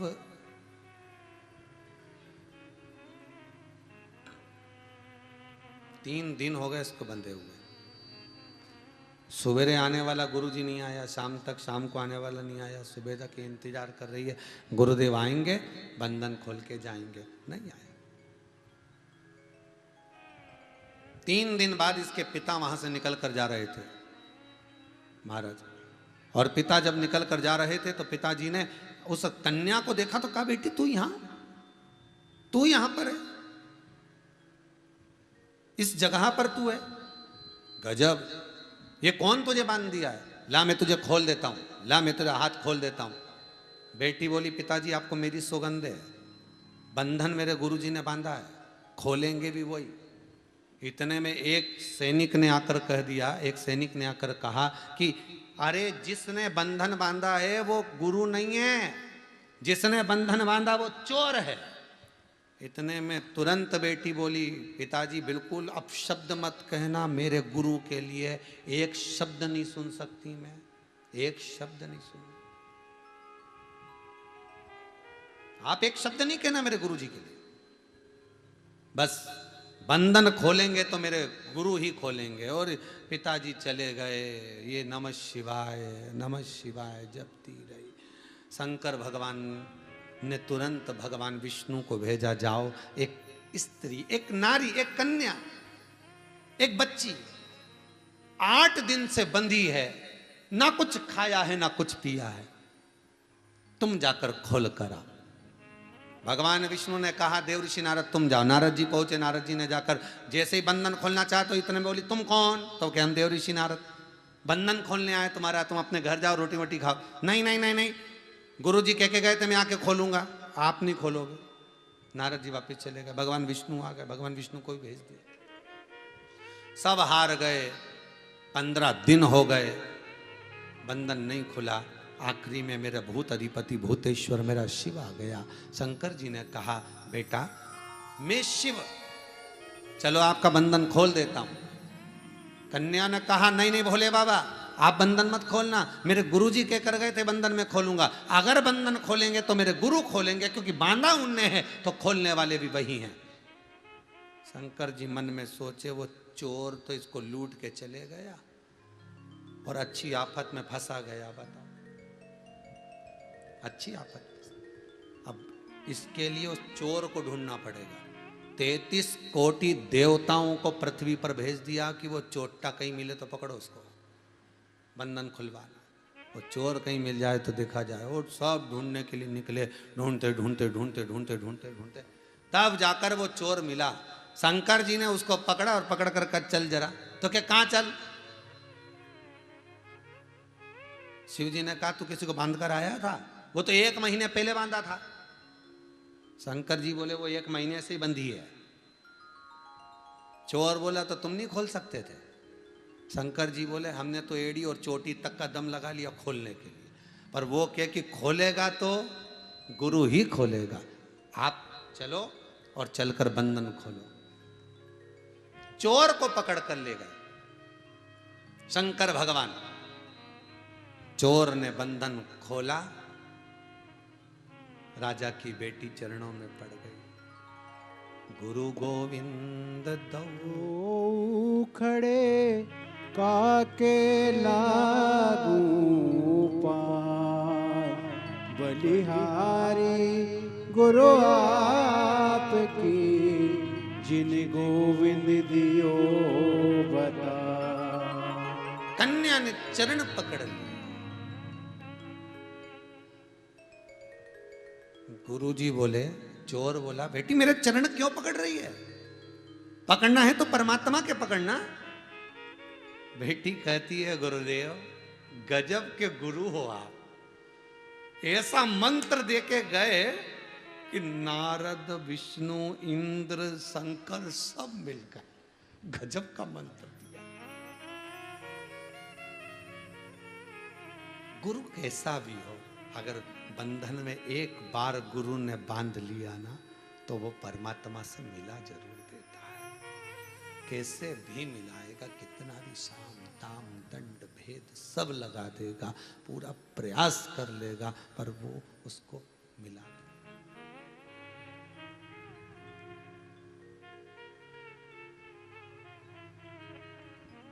वो मिलाने का प्रयास करेगा।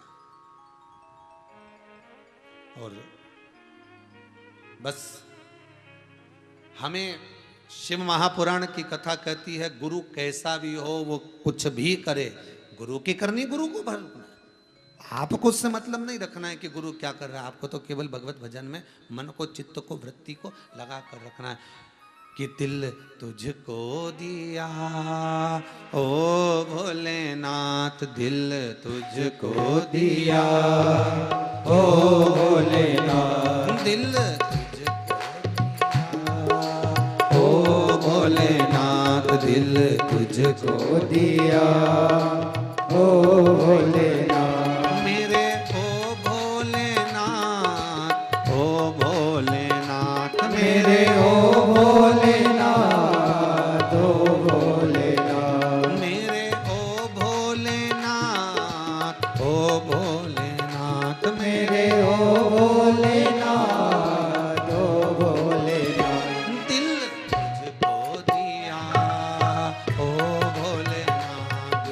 तुझको दिया ओ भोलेनाथ। ये क्या कर दिया ओ भोलेनाथ, ये क्या कर दिया ओ भोलेनाथ। आओ से दोनों हाथों से।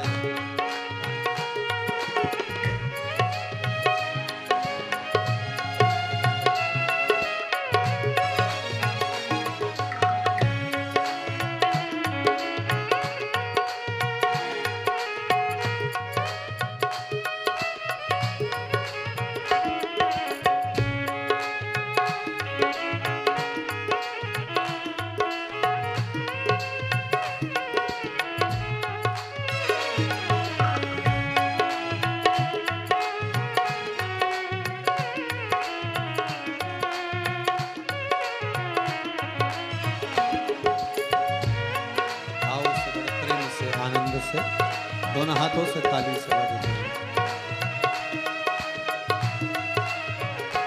मैं तो बैठी थी गंगा किनारे, मैं तो बैठी थी गंगा किनारे, मैं तो बैठी थी यमुना किनारे, मैं तो बैठी थी यमुना किनारे।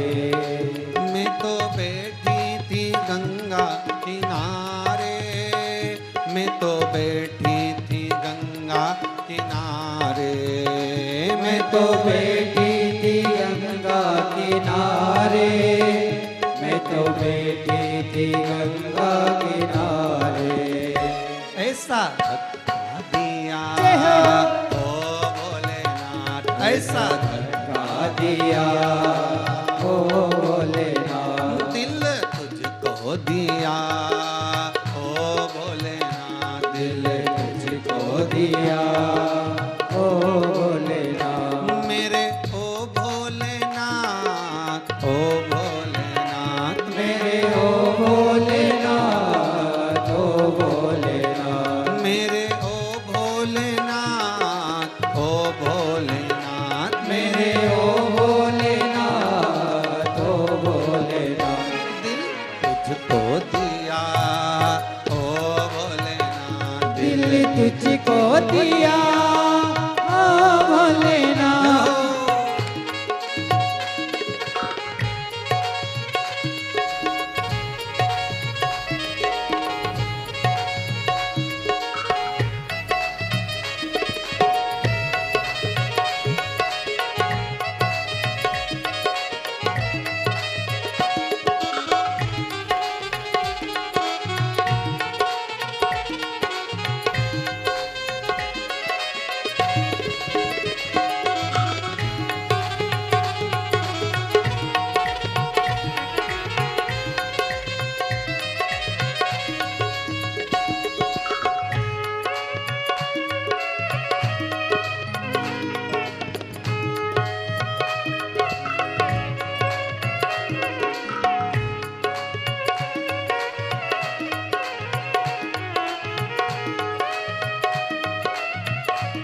अरे भोले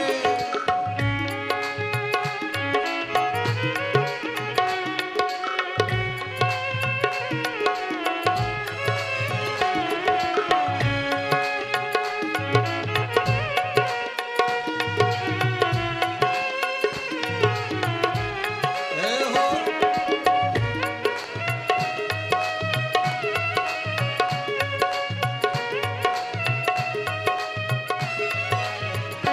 तेरे चरणों में ध्यान लगाया, तेरे चरणों में ध्यान लगाया, तेरे चरणों में ध्यान लगाया, तेरे चरणों में ध्यान लगाया। तेरे चरणों में ध्यान लगाया, तेरे चरणों में ध्यान लगाया, तेरे चरणों में ध्यान लगाया, तेरे चरणों में ध्यान लगाया। मुझ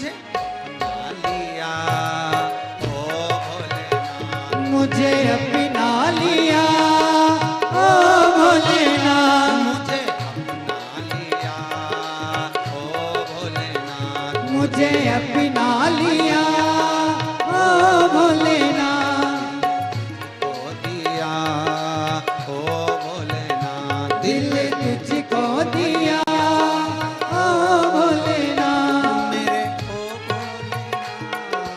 ओ भोलेनाथ, मेरे ओ भोलेनाथ, ओ भोलेनाथ, मेरे ओ भोलेनाथ, ओ भोलेनाथ, मेरे ओ भोलेनाथ, ओ भोलेनाथ, दिल तुझको दिया ओ भोलेनाथ, दिल तुझको दिया ओ भोलेनाथ, तुझको दिया ओ भोलेनाथ, दिल तुझको दिया ओ भोलेनाथ, दिल तुझको दिया ओ भोलेनाथ। दिल तुझको दिया ओ भोलेनाथ। भगवान शिव की स्तुति में रम जाने पर जो सुख का अनुभव है,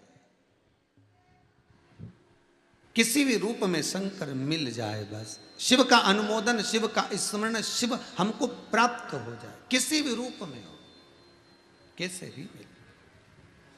महाराज पहले भी कथा में कहा, आज फिर कहते हैं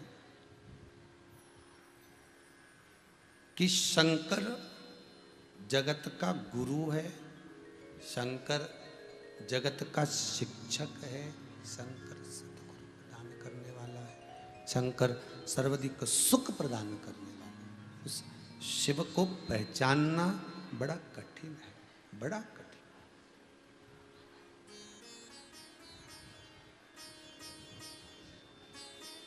माता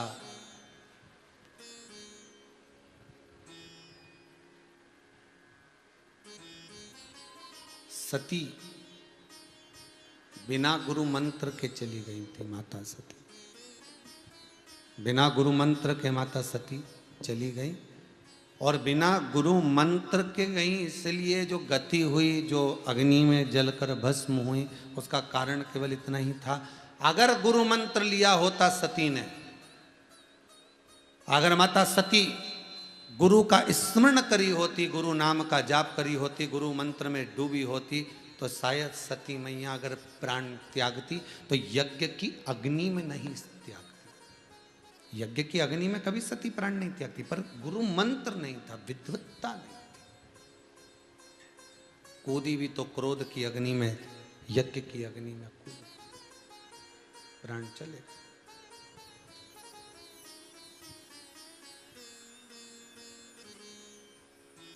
हमें एक बात बहुत अच्छे से ध्यान में रखना चाहिए कि जिस गुरु जी से हमने मंत्र लिया है, जिस गुरु से हम गुरु मंत्र धारण करें हैं, जिस गुरु से हम मंत्र को लिए हैं, उस गुरु के सम्मुख में कभी अपने अहंकार के संबोधन को ना, चारों गुरु के आगे, माता पिता शिक्षक सदगुरु, इनके आगे कभी नहीं किया। यहां तक शिव महापुराण की कथा कहती है कि आप जिस शिक्षक के यहाँ पढ़ने जा रहे हो, एकदम कोरी कापी की तरह जाओ। आपको सब कुछ आता है, आप बहुत विद्वान हो, आप बहुत ज्ञानवान हो, आप में बहुत प्रबलता है, बहुत विद्वत्ता है, सब कुछ जानते हो, फिर भी आपको कुछ नहीं आता।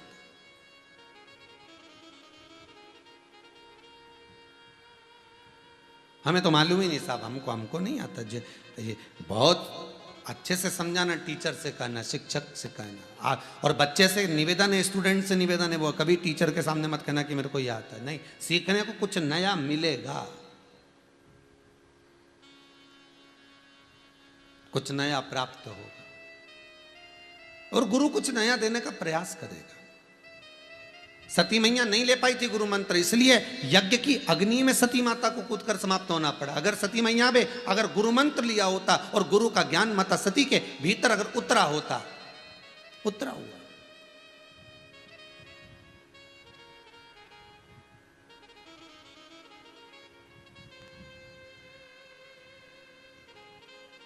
ये जो भगवान ने तो ये कटोरे दिए हैं ना खीर पीने के, ये भगवान की कथा परमात्मा का नाम, सत्संग, भजन, कीर्तन, ये खीर ही तो है। ये 2 कटोरे दिए हैं कि इसमें भर भर कर पीते जाओ, पीते जाओ, पीते जाओ। सबसे बड़ी बात तो यही है कि वो खीर पियोगे तो अपाच्य हो जाएगी, पर ये खीर कभी अपाच्य नहीं होती। और निवेदन केवल इतना सा है कि इस कटोरे को मांझ के रखो रे रोज। तो इसको साबुन से नहीं मांझना है, ना बिम से, ना बार से, कहीं से भी नहीं मांझना। इसको अगर मांझना है तो सत्संग में ले जाकर, भगवत भजन में ले जाकर इसको बिठा दो। बस ये कटोरा वही सत्संग में इतना साफ हो जाता है, इतना मंज जाता है कि फिर कहीं ले जाने की इसको जरूरत ही नहीं पड़ती है।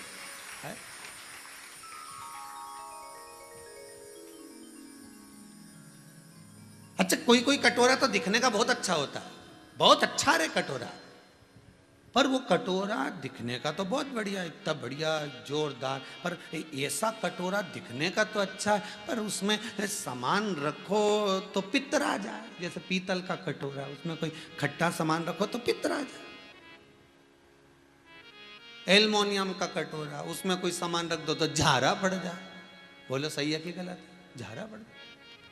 कोई कटोरा तो बड़ा विचित्र होता है, उसमें रखो ना तो दिखने का तो अच्छा। तो किसी का कटोरा तो बहुत जोरदार हो, नहीं यहाँ से कुंडल पहने, यहाँ से पहने, नहीं यहाँ से पहने, नहीं यहाँ से पहने, नहीं लटकाती फिरे, नहीं ये जोरदार, एक बाली यहाँ, एक बाली यहाँ, एक बाली यहाँ, एक बाली यहाँ, एक बाली यहाँ, और बच्चे कुछ तो ई में भी लटका ली। तो कटोरा तो सुंदर है, पर कोई कहे कि ये कटोरा काम का है क्या, तो कि नहीं, ये तो केवल टाकीज में ही जाए। कटोरा दिखने का ही है बस जोरदार, पर कटोरे में दम नहीं है, इसमें सामान नहीं रखा जाए, ये झारा पड़ जाए। जैसे ही कथा में बैठे नहीं तो कटोरा काम ही नहीं करेगा। ठीक है, तो बस ये काम नहीं करे तो पड़ोसन क्या, चलो टाइम हो रहा है, बस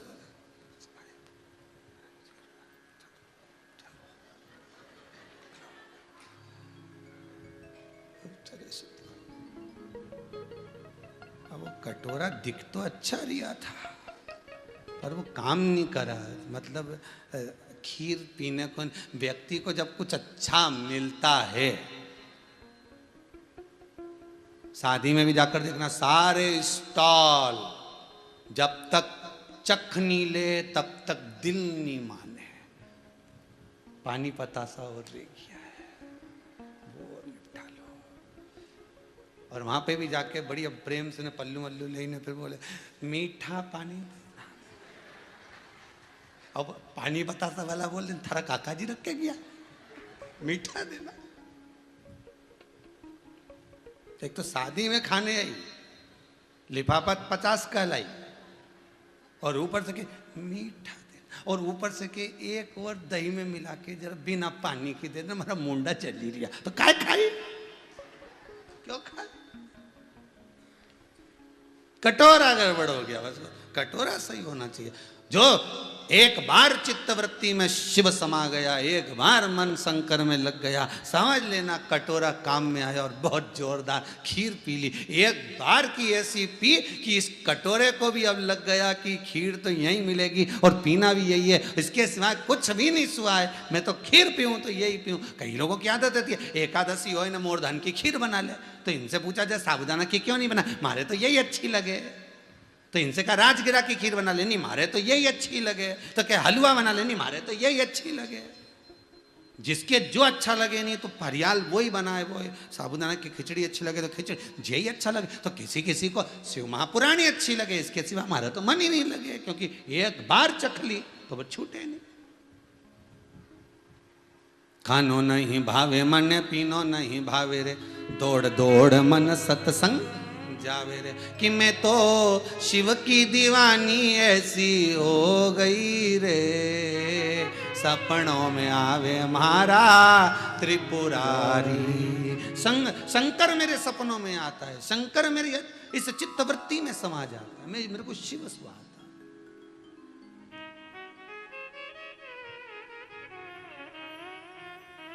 बस उसके सिवा। पार्वती माता ने कितने गुरु बनाए? सती ने एक भी नहीं बनाया। पार्वती माता ने 3 गुरु बनाए। कितने गुरु हैं? 3। कोई आपसे प्रश्न करे कि गणेश जी का गुरु कौन है, आप बता सकते हो? कोई आपसे प्रश्न करे कि ये गुरु का व्याख्यान वर्णन कार्तिकेय का गुरु कौन है, तो आप बता सकते हो? क्योंकि गुरु शिव महापुराण की कथा को बांचने का कारण ही यही था कि संसार के लोग गुरु पूर्णिमा तो मनाते हैं, संसार के लोग गुरु मंत्र तो लेते हैं, पर गुरु की महत्वता को नहीं जान पाते कि गुरु तत्व है क्या। केवल तुम अकेले गुरु नहीं बना रहे हो, इसलिए ये मत सोचना कि मैं गुरु बना रहा हूं, हमने गुरु बनाया। केवल तुमने नहीं बनाया, देव अधिदेव महादेव, स्वयं राम, स्वयं कृष्ण, स्वयं मेरे नारायण, स्वयं मेरे ब्रह्मा, स्वयं माता ब्रह्माणी आदि आदि, ये सब गुरु मंत्र, सब गुरु मंत्र। कुछ सहज है क्या गुरु मंत्र?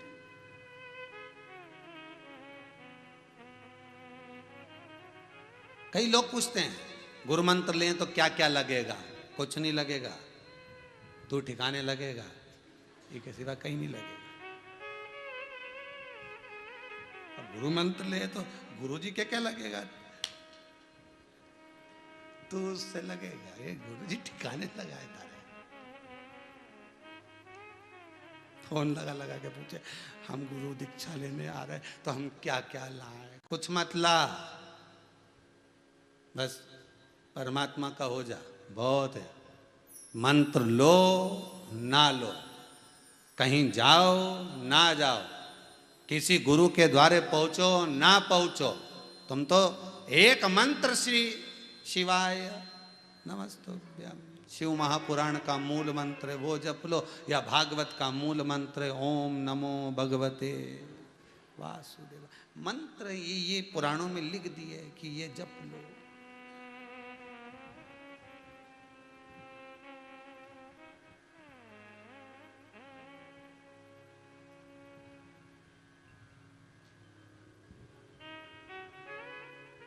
महाराज 3 गुरु बनाए हैं मेरी माँ जगत जननी जगदम्बा माता पार्वती।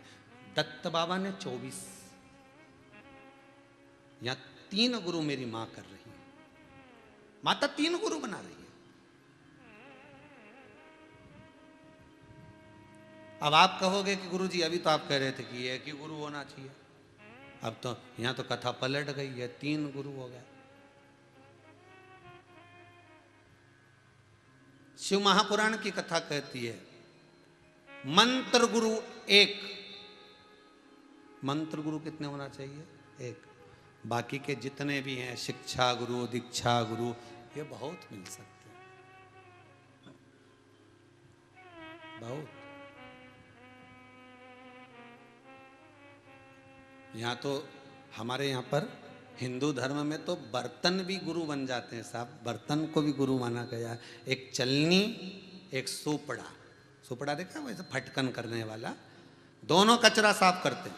चलनी भी कचरा साफ कर रही है, सोपड़ा भी कचरा साफ कर रहा है। चलनी भी कचरा साफ कर रही है, वो सूप भी कचरा साफ कर रहा है। दोनों का काम कचरा साफ करने का, पर दोनों में अंतर ये है कि चलनी जो कचरा साफ करती है उसमें अच्छे अच्छे दानों को तो नीचे गिरा देती है और कचरे को अपने पास में रख लेती है। चलनी अच्छे दाने को, अच्छी चीज को नीचे गिरा दी। आप चलनी से कुछ छानोगे तो अच्छा अच्छा नीचे गिर जाएगा, कचरा कचरा ऊपर रह जाएगा। और सुपड़ा क्या करता है? जब फटकता है कचरे को फेंक देता है, अच्छे दानों को अपनी ओर रख लेता है।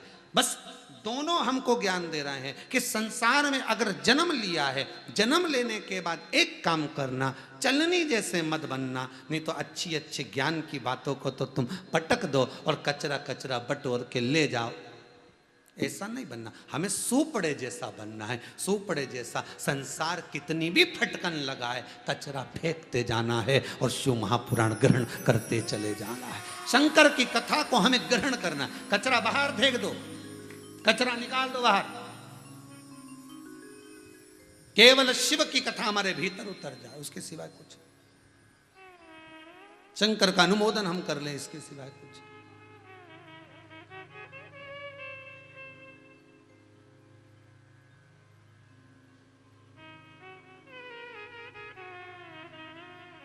महाराज 3 गुरु मेरी माता ने करा। पहला गुरु है भगवान शिव। पहला गुरु कौन है? शिव।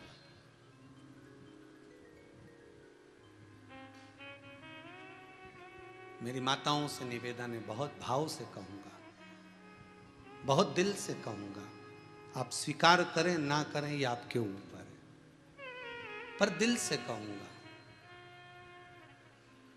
मेरी माताएं कभी गुरु के पास भी जाए ना तो गुरु के चरण का स्पर्श ना करें। मैं निवेदन करूंगा, अपने दिल से कह सकता हूं इस शिव महापुराण से। मेरी माताएं अगर गुरु के पास में जा रही हैं, कोई संत, कोई साधु, कोई सन्यासी, कोई तपस्वी, कोई साधक, कोई उपासक, कोई पंडित, कोई ब्राह्मण, कोई भी हो, कोई भी हो, मेरी माताओं से निवेदन है उसके चरण को कभी मत छूओ। क्यों? क्योंकि तुम्हारे साथ में तुम्हारा पति एक गुरु के रूप में साथ चलता है। कितना आदर भाव करती हो आप गुरु जी के प्रति, सिर पे पल्लू लोगी ने, फिर बाद में ऐसी धोक लगाओगी। इतनी धोक उसकी लगा लो तो भेरू की, इतनी धोक तुम उसकी लगा लो, वो भी तो गुरु से कम है क्या? वो भी तो ऐसे ऐसे ताने देता है कि हृदय को घात लग जाती है, मन करता है अब तो अभी छोड़ के चली जाऊं। बस कितना वैराग्य उत्पन्न कर देता 2 मिनट में। गजब का गुरु, गजब का। कितना विचित्र गुरु होगा। कभी कभी ऐसी वाणी बोले वो तो ऐसा धड़धड़ा के बोले कि पत्नी को लगे तो सब बेकार हो गया, हमारी जिंदगी नरक में तो चली। मतलब गुरु के शब्दों की जब चोट पड़ती है व्यक्ति सब छोड़कर परमात्मा की ओर चढ़े जाता है। तो ऐसा गुरु कहाँ मिलेगा जिसकी चोट लगते से तू मायके चली जाए। कितना बढ़िया वो गुरु से कम है क्या?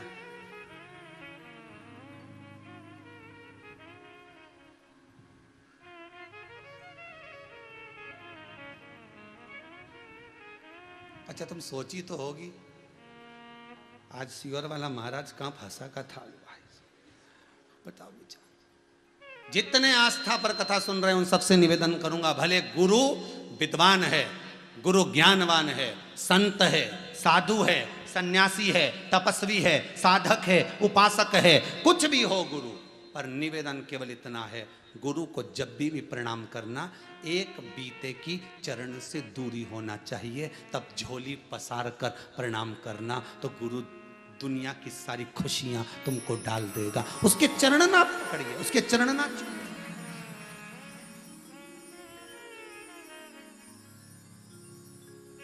हाँ, तुम्हारे साथ में तुम्हारे बच्चे गए हैं, तुम्हारे साथ में तुम्हारा बेटा गया है, तुम्हारे साथ में तुम्हारा पति गया है, तो आप कह सकती हो कि आप गुरुजी के चरण पकड़ो, आप चरण दबाइए, आप चरण का स्पर्श करिए, आप चरण आप रामचरितमानस को उठाकर देख लो।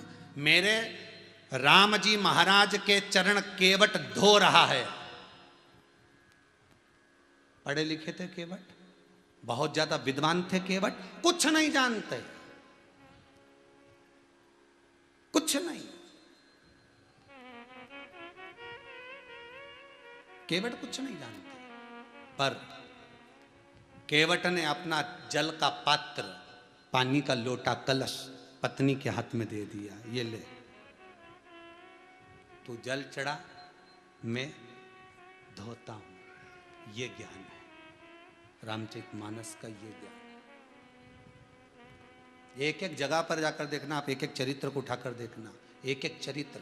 सुदामा जी आए द्वारकापुरी में, रुक्मणी से भगवान करें तू जल लेकर आ, सतभामा जल लेकर आ।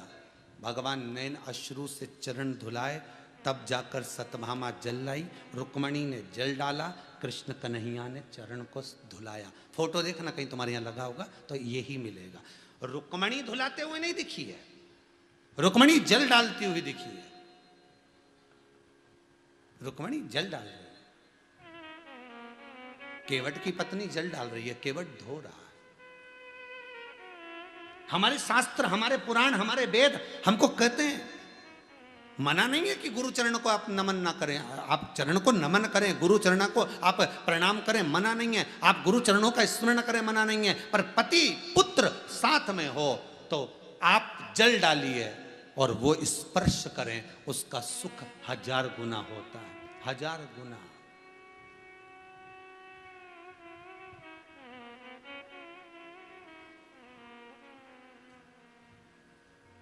उसका सुख 1000 गुना।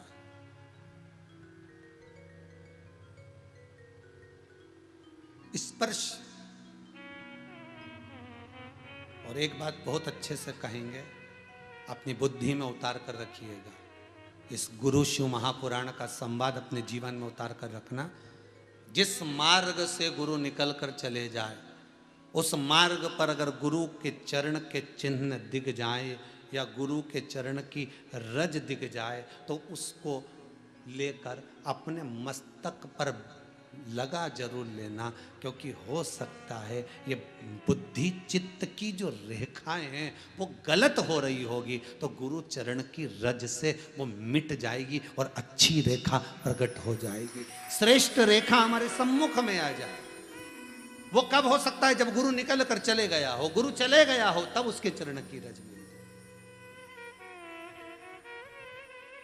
माता पार्वती ने 3 गुरु बनाए। पहला गुरु माता पार्वती ने शिव जी को बनाया। आपसे भी निवेदन है, संसार में ऐसे नहीं है कि पति भी एक गुरु का पद रखता है, पति भी एक गुरु का पद रखता है।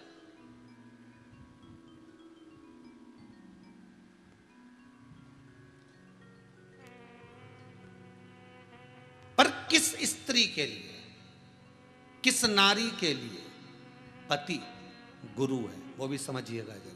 किस नारी के लिए, किस स्त्री के लिए पति गुरु है?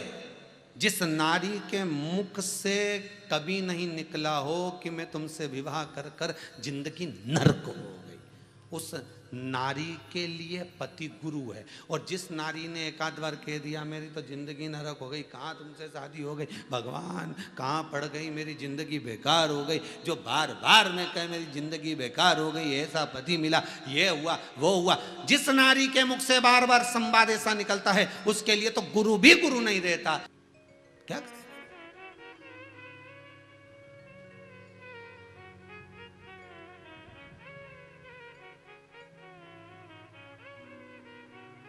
ये गुरु गुरु क्या करेगा इसमें?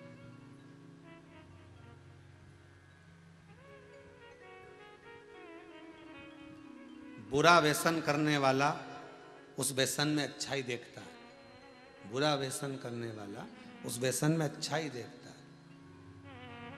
मदिरा मांस आहार करने वाला उसके गुण दिखा दे, उसके गुण दिखा।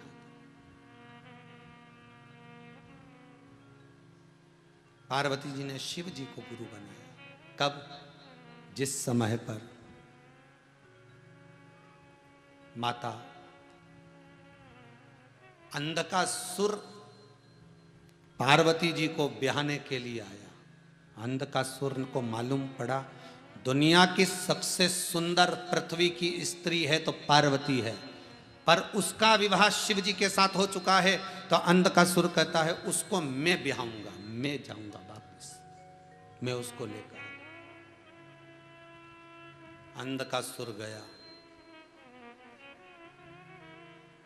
जो पार्वती जी की सुंदरता अंधकासुर ने देखी तो अंधकासुर के मन में आ गया कि कितनी सुंदर स्त्री है, कितनी सुंदर नारी है,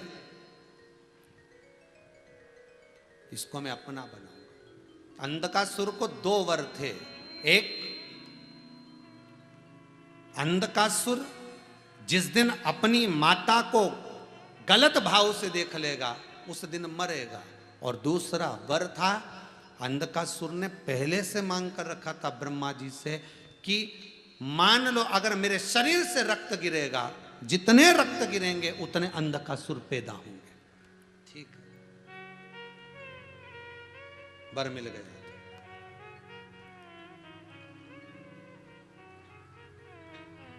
मत्स्य पुराण, विष्णु धर्मोत्तर पुराण,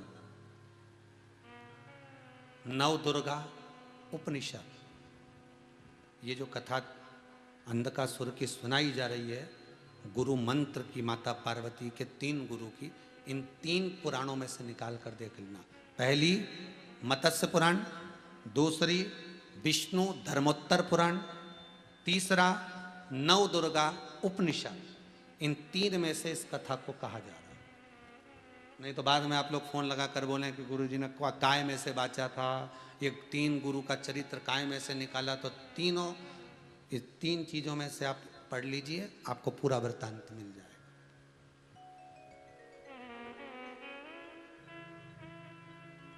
तीनों में पढ़िए। शंकर को गुरु बना रहे। अंधकासुर ने कहा मुझे इस स्त्री से विवाह करना, और आवाज लगाकर अंधकासुर ने जो चिल्लाया, अरे सुंदरी मैं तुम्हें अपना बनाना चाहता हूं, जो चिल्लाया अंधकासुर, जो आवाज लगाई अंधकासुर ने, शंकर भगवान को माता पार्वती उसी समय पर आवाज लगाई, स्वामी। शंकर दौड़ कर आए, और जो शिव दौड़ कर आए, हाथ में शंकर के डमरू था, एक हाथ में त्रिशूल था, त्रिशूल और डमरू। पार्वती जी ने हाथ जोड़कर निवेदन करा, अंधकासुर आया है, अंधकासुर निवेदन, अंधकासुर आया।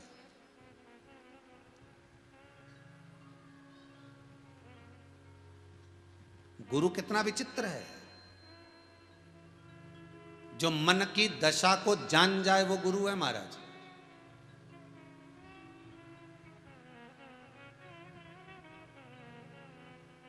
जो मन की दशा को जान जाए। आज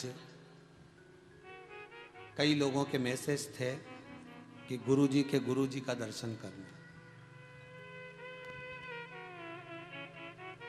कई लोगों के मैसेज थे कि हमने हमारे गुरुजी का दर्शन करा है, शिव महापुराण आप बाजते हैं गुरुजी, उनके भी गुरुजी का दर्शन करना है। तो हमने प्रयास किया है, आप लोग आस्था चैनल के माध्यम से हमारे गुरुदेव परम पूज्य श्री विठलेश राय काका जी महाराज गौलोकवासी, उनका दर्शन करना, और उनकी गादी पर श्री गौलोकवासी देवकी नंदन महाराज जी इंदौर, जो गौलोकवासी हैं, वैकुंठ निवासी हैं, उनका भी दर्शन करना। गुरु है हमारे, गुरु समर्थी होते हैं।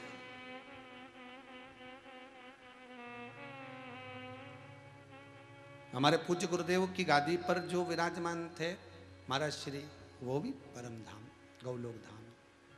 अब उनके सुपुत्र उस गादी पर विराजमान है।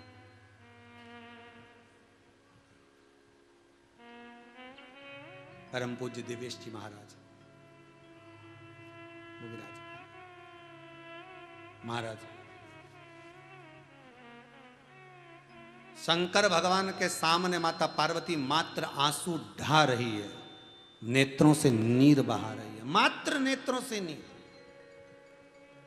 आंखों से अश्रु गिर रहा है। माता पार्वती के नैनों से नीर गिर रहा है।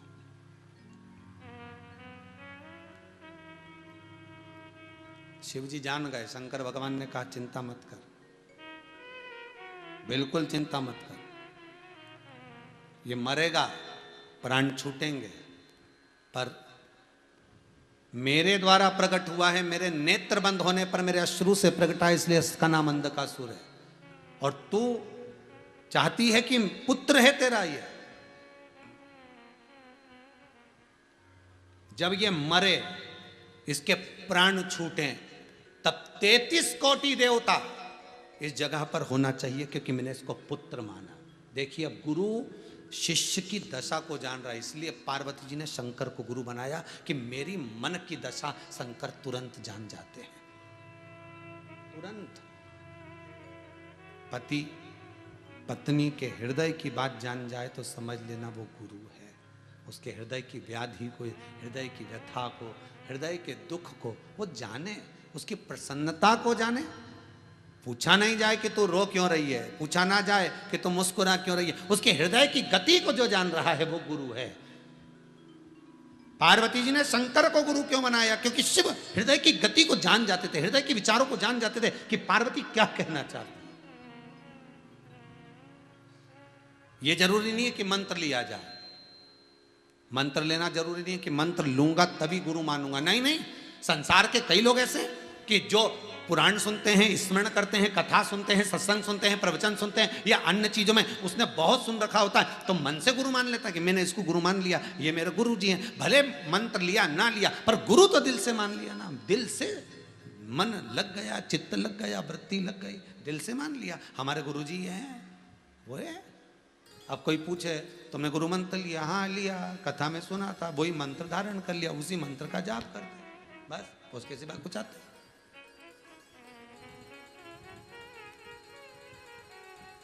तो तुम मंत्र लेने नहीं गई? नहीं गई। मैं गुरु जी के कुछ दिया नहीं, नहीं दिया। देने से कोई गुरु थोड़ी ना बनता है कि दोगे तो ही गुरु मंत्र होगा। अब तुमने दिया और गुरु मंत्र हुआ, यही है भाव? नहीं, या तो गुरु तुमको दे रहा है, तुम्हें प्रदान कर। मेरा पुत्र जब मरे, पार्वती जी कर रही हैं, जब ये अंधकासुर के प्राण छूटे तब 33 कोटि देवता हो। एक पिता की जो करुणा होती है और माता की जो वात्सल्यता होती है, वो दोनों होना चाहिए, ठीक है। शंकर भगवान ने पार्वती को हटाया, त्रिशूल उठाया, अंधकासुर के प्राणों को हरा। अंधकासुर का जब रक्त गिरना प्रारंभ करा,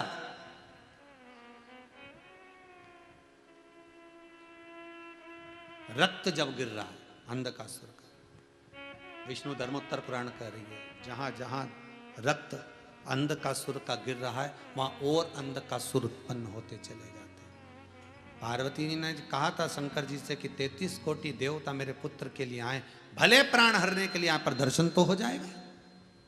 शिव जी ने लीला रच दी, डमरू का नाद करा, डमरू का नाद करा तो देवता तो आ गए, पर यहां पार्वती जी चाहती हैं कि मेरा पुत्र है तो इनके साथ में देवी भी आना चाहिए, देवी शक्ति सम्मुख में होना चाहिए, देवी शक्ति, ठीक है। अब पार्वती जी ने शिव जी की ओर देखा, शंकर जी ने डमरू का नाद करा। नाद करते ही, डमरू के बजाते ही भगवान विष्णु की शक्ति लक्ष्मी, ब्रह्मा की शक्ति ब्रह्माणी, इंद्र की शक्ति इंद्राणी, सारी देवियां सम्मुख में प्रकट हो गई। और उन देवियों ने करा क्या?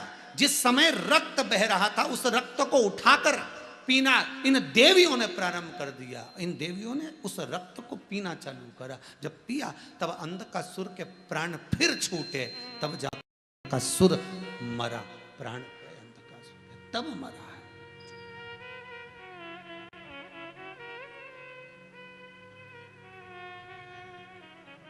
अब शिव गुरु के रूप में माता पार्वती को मिल गए। दूसरा गुरु है माता पार्वती के लिए श्री तुम्बरुका जी। दूसरे गुरु कौन है? तुम्बरुका।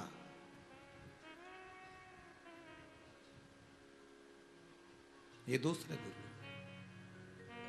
पार्वती मैया जब वन में चली गई और वन में जाने के बाद माता पार्वती मैया जब वन में बैठ गई और बैठने के बाद में माता पार्वती तब साधना में शंकर जी की डूब गई, तो शिव का स्मरण कैसे करें, शिवलिंग का निर्माण कैसे करें? तो तुम्बरुका जी ने माता पार्वती को शिवलिंग का निर्माण करना बताया। आपको भी बताया था शिव महापुराण में, अगर नहीं सुना हो तो इसके पहले की जो शिव पुराण है 2-3 उसका स्मरण करना, उसको यूट्यूब पर निकालना या हमारे पेज पर जाना, उसमें से निकालना और उसमें सुनना कि थाली में बेलपत्र रखना, फिर उस पर शिवलिंग का निर्माण कैसे करना, एक एक चीज का वर्णन करा है कि शिवलिंग का निर्माण कैसे करा जाए।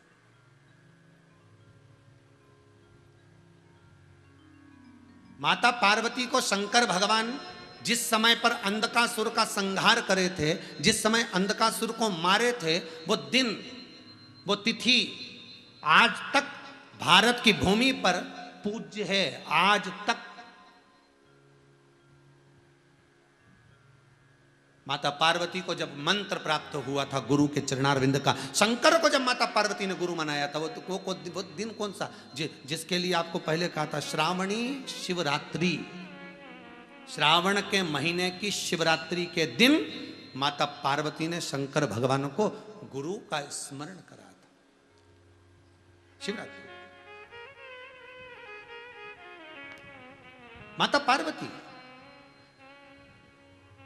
शिव को गुरु बनाई थी। वही श्रावण की शिवरात्रि चतुर्दशी। आपको फिर कहेंगे 6 अगस्त को आ रही है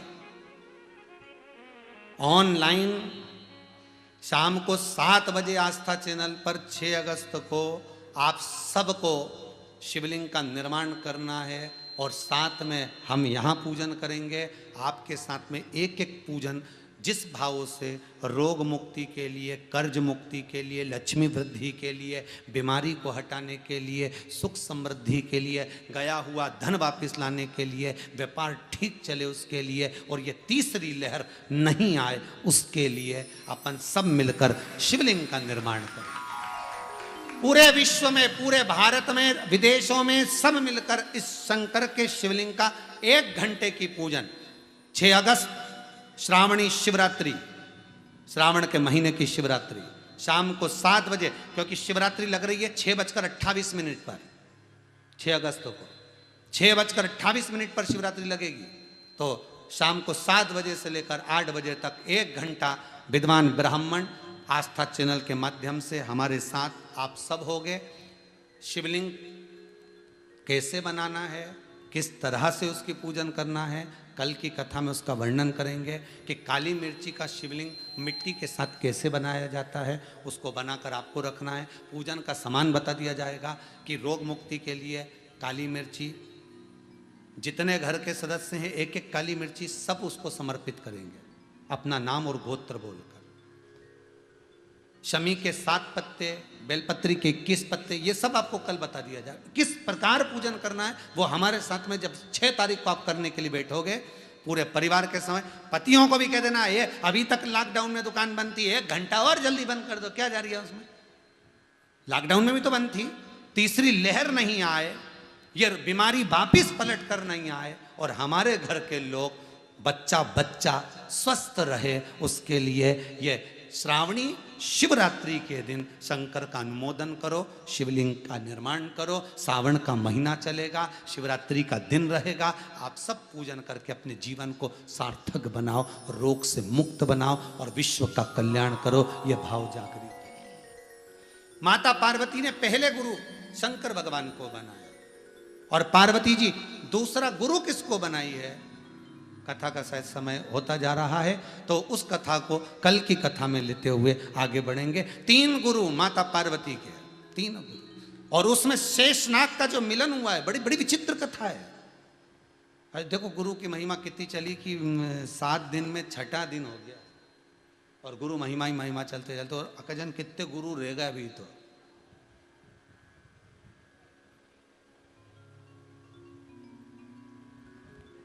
ऐसा मन करता है कि एका सावन की कथा और गुरु महिमा पे चलना चाहिए, पर टाइम देखना पड़े। सो आगे की कथा गंगा पर है तो वो बाबा की मर्जी, आगे सब बाबा करेगा। पर कल की कथा में जो जो बचे हुए बहुत सुंदर सुंदर भगवान लक्ष्मी जी के गुरु का व्याख्यान बड़ा सुंदर है। लक्ष्मी जी जब अपने भाई विधाता के साथ में, दाता के साथ में गई थी गुरु मंत्र लेने के लिए, उसका प्रमाण बड़ा सुंदर है। और लक्ष्मी मैया जब विधाता और दाता के साथ गुरु मंत्र लेने गई थी अपने गुरु जी के यहाँ, और गुरु जी ने लक्ष्मी जी से कहा आप गुरु मंत्र लोगे, तो लक्ष्मी कहती है मैं राजरानी, मैं पटरानी लक्ष्मी, मैं नारायण की धर्म पत्नी लक्ष्मी, आपको सम्मान देने के लिए गुरु मंत्र लेने के लिए आई हूं। तो वो कथा बड़ी विचित्र है, उसको कल लेने का प्रयास करेंगे। लक्ष्मी जी अपनी बहन दरिद्रता को लेकर गुरु मंत्र लेने पहुंची, दाता विधाता भाइयों को लेकर पहुंची, तब भगवान विष्णु ने आकर समझाकर मंत्र दिलवाया। वो मंत्र का प्रमाण है, लक्ष्मी के गुरु का बड़ा प्रमाण। ऐसे सुंदर सुंदर संवादों को अपन कर लेंगे।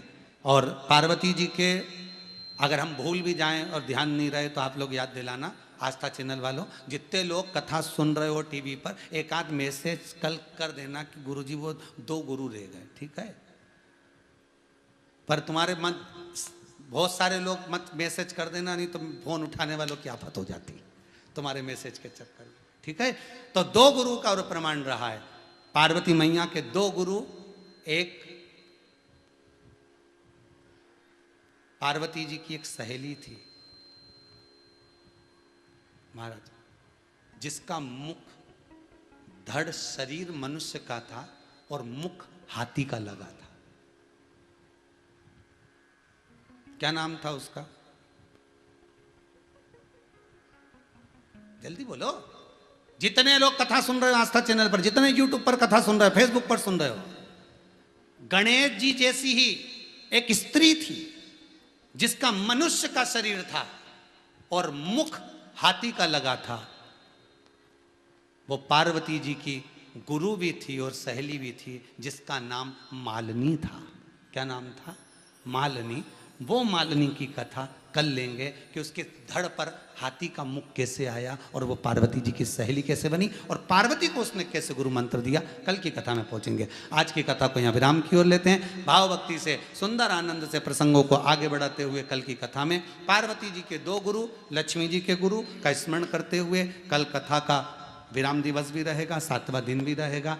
गुरु महिमा को सुनते सुनते आनंद लेते लेते और आप सब अपने अपने स्थान पर बैठकर बड़े भाव से आनंद के साथ आस्था चैनल के साथ फेसबुक यूट्यूब के साथ कथा का रसास्वादन करते रहें। सभी के पावन चरणों को नमन करते हुए वाणी को विराम देते हैं। हर हर महादेव।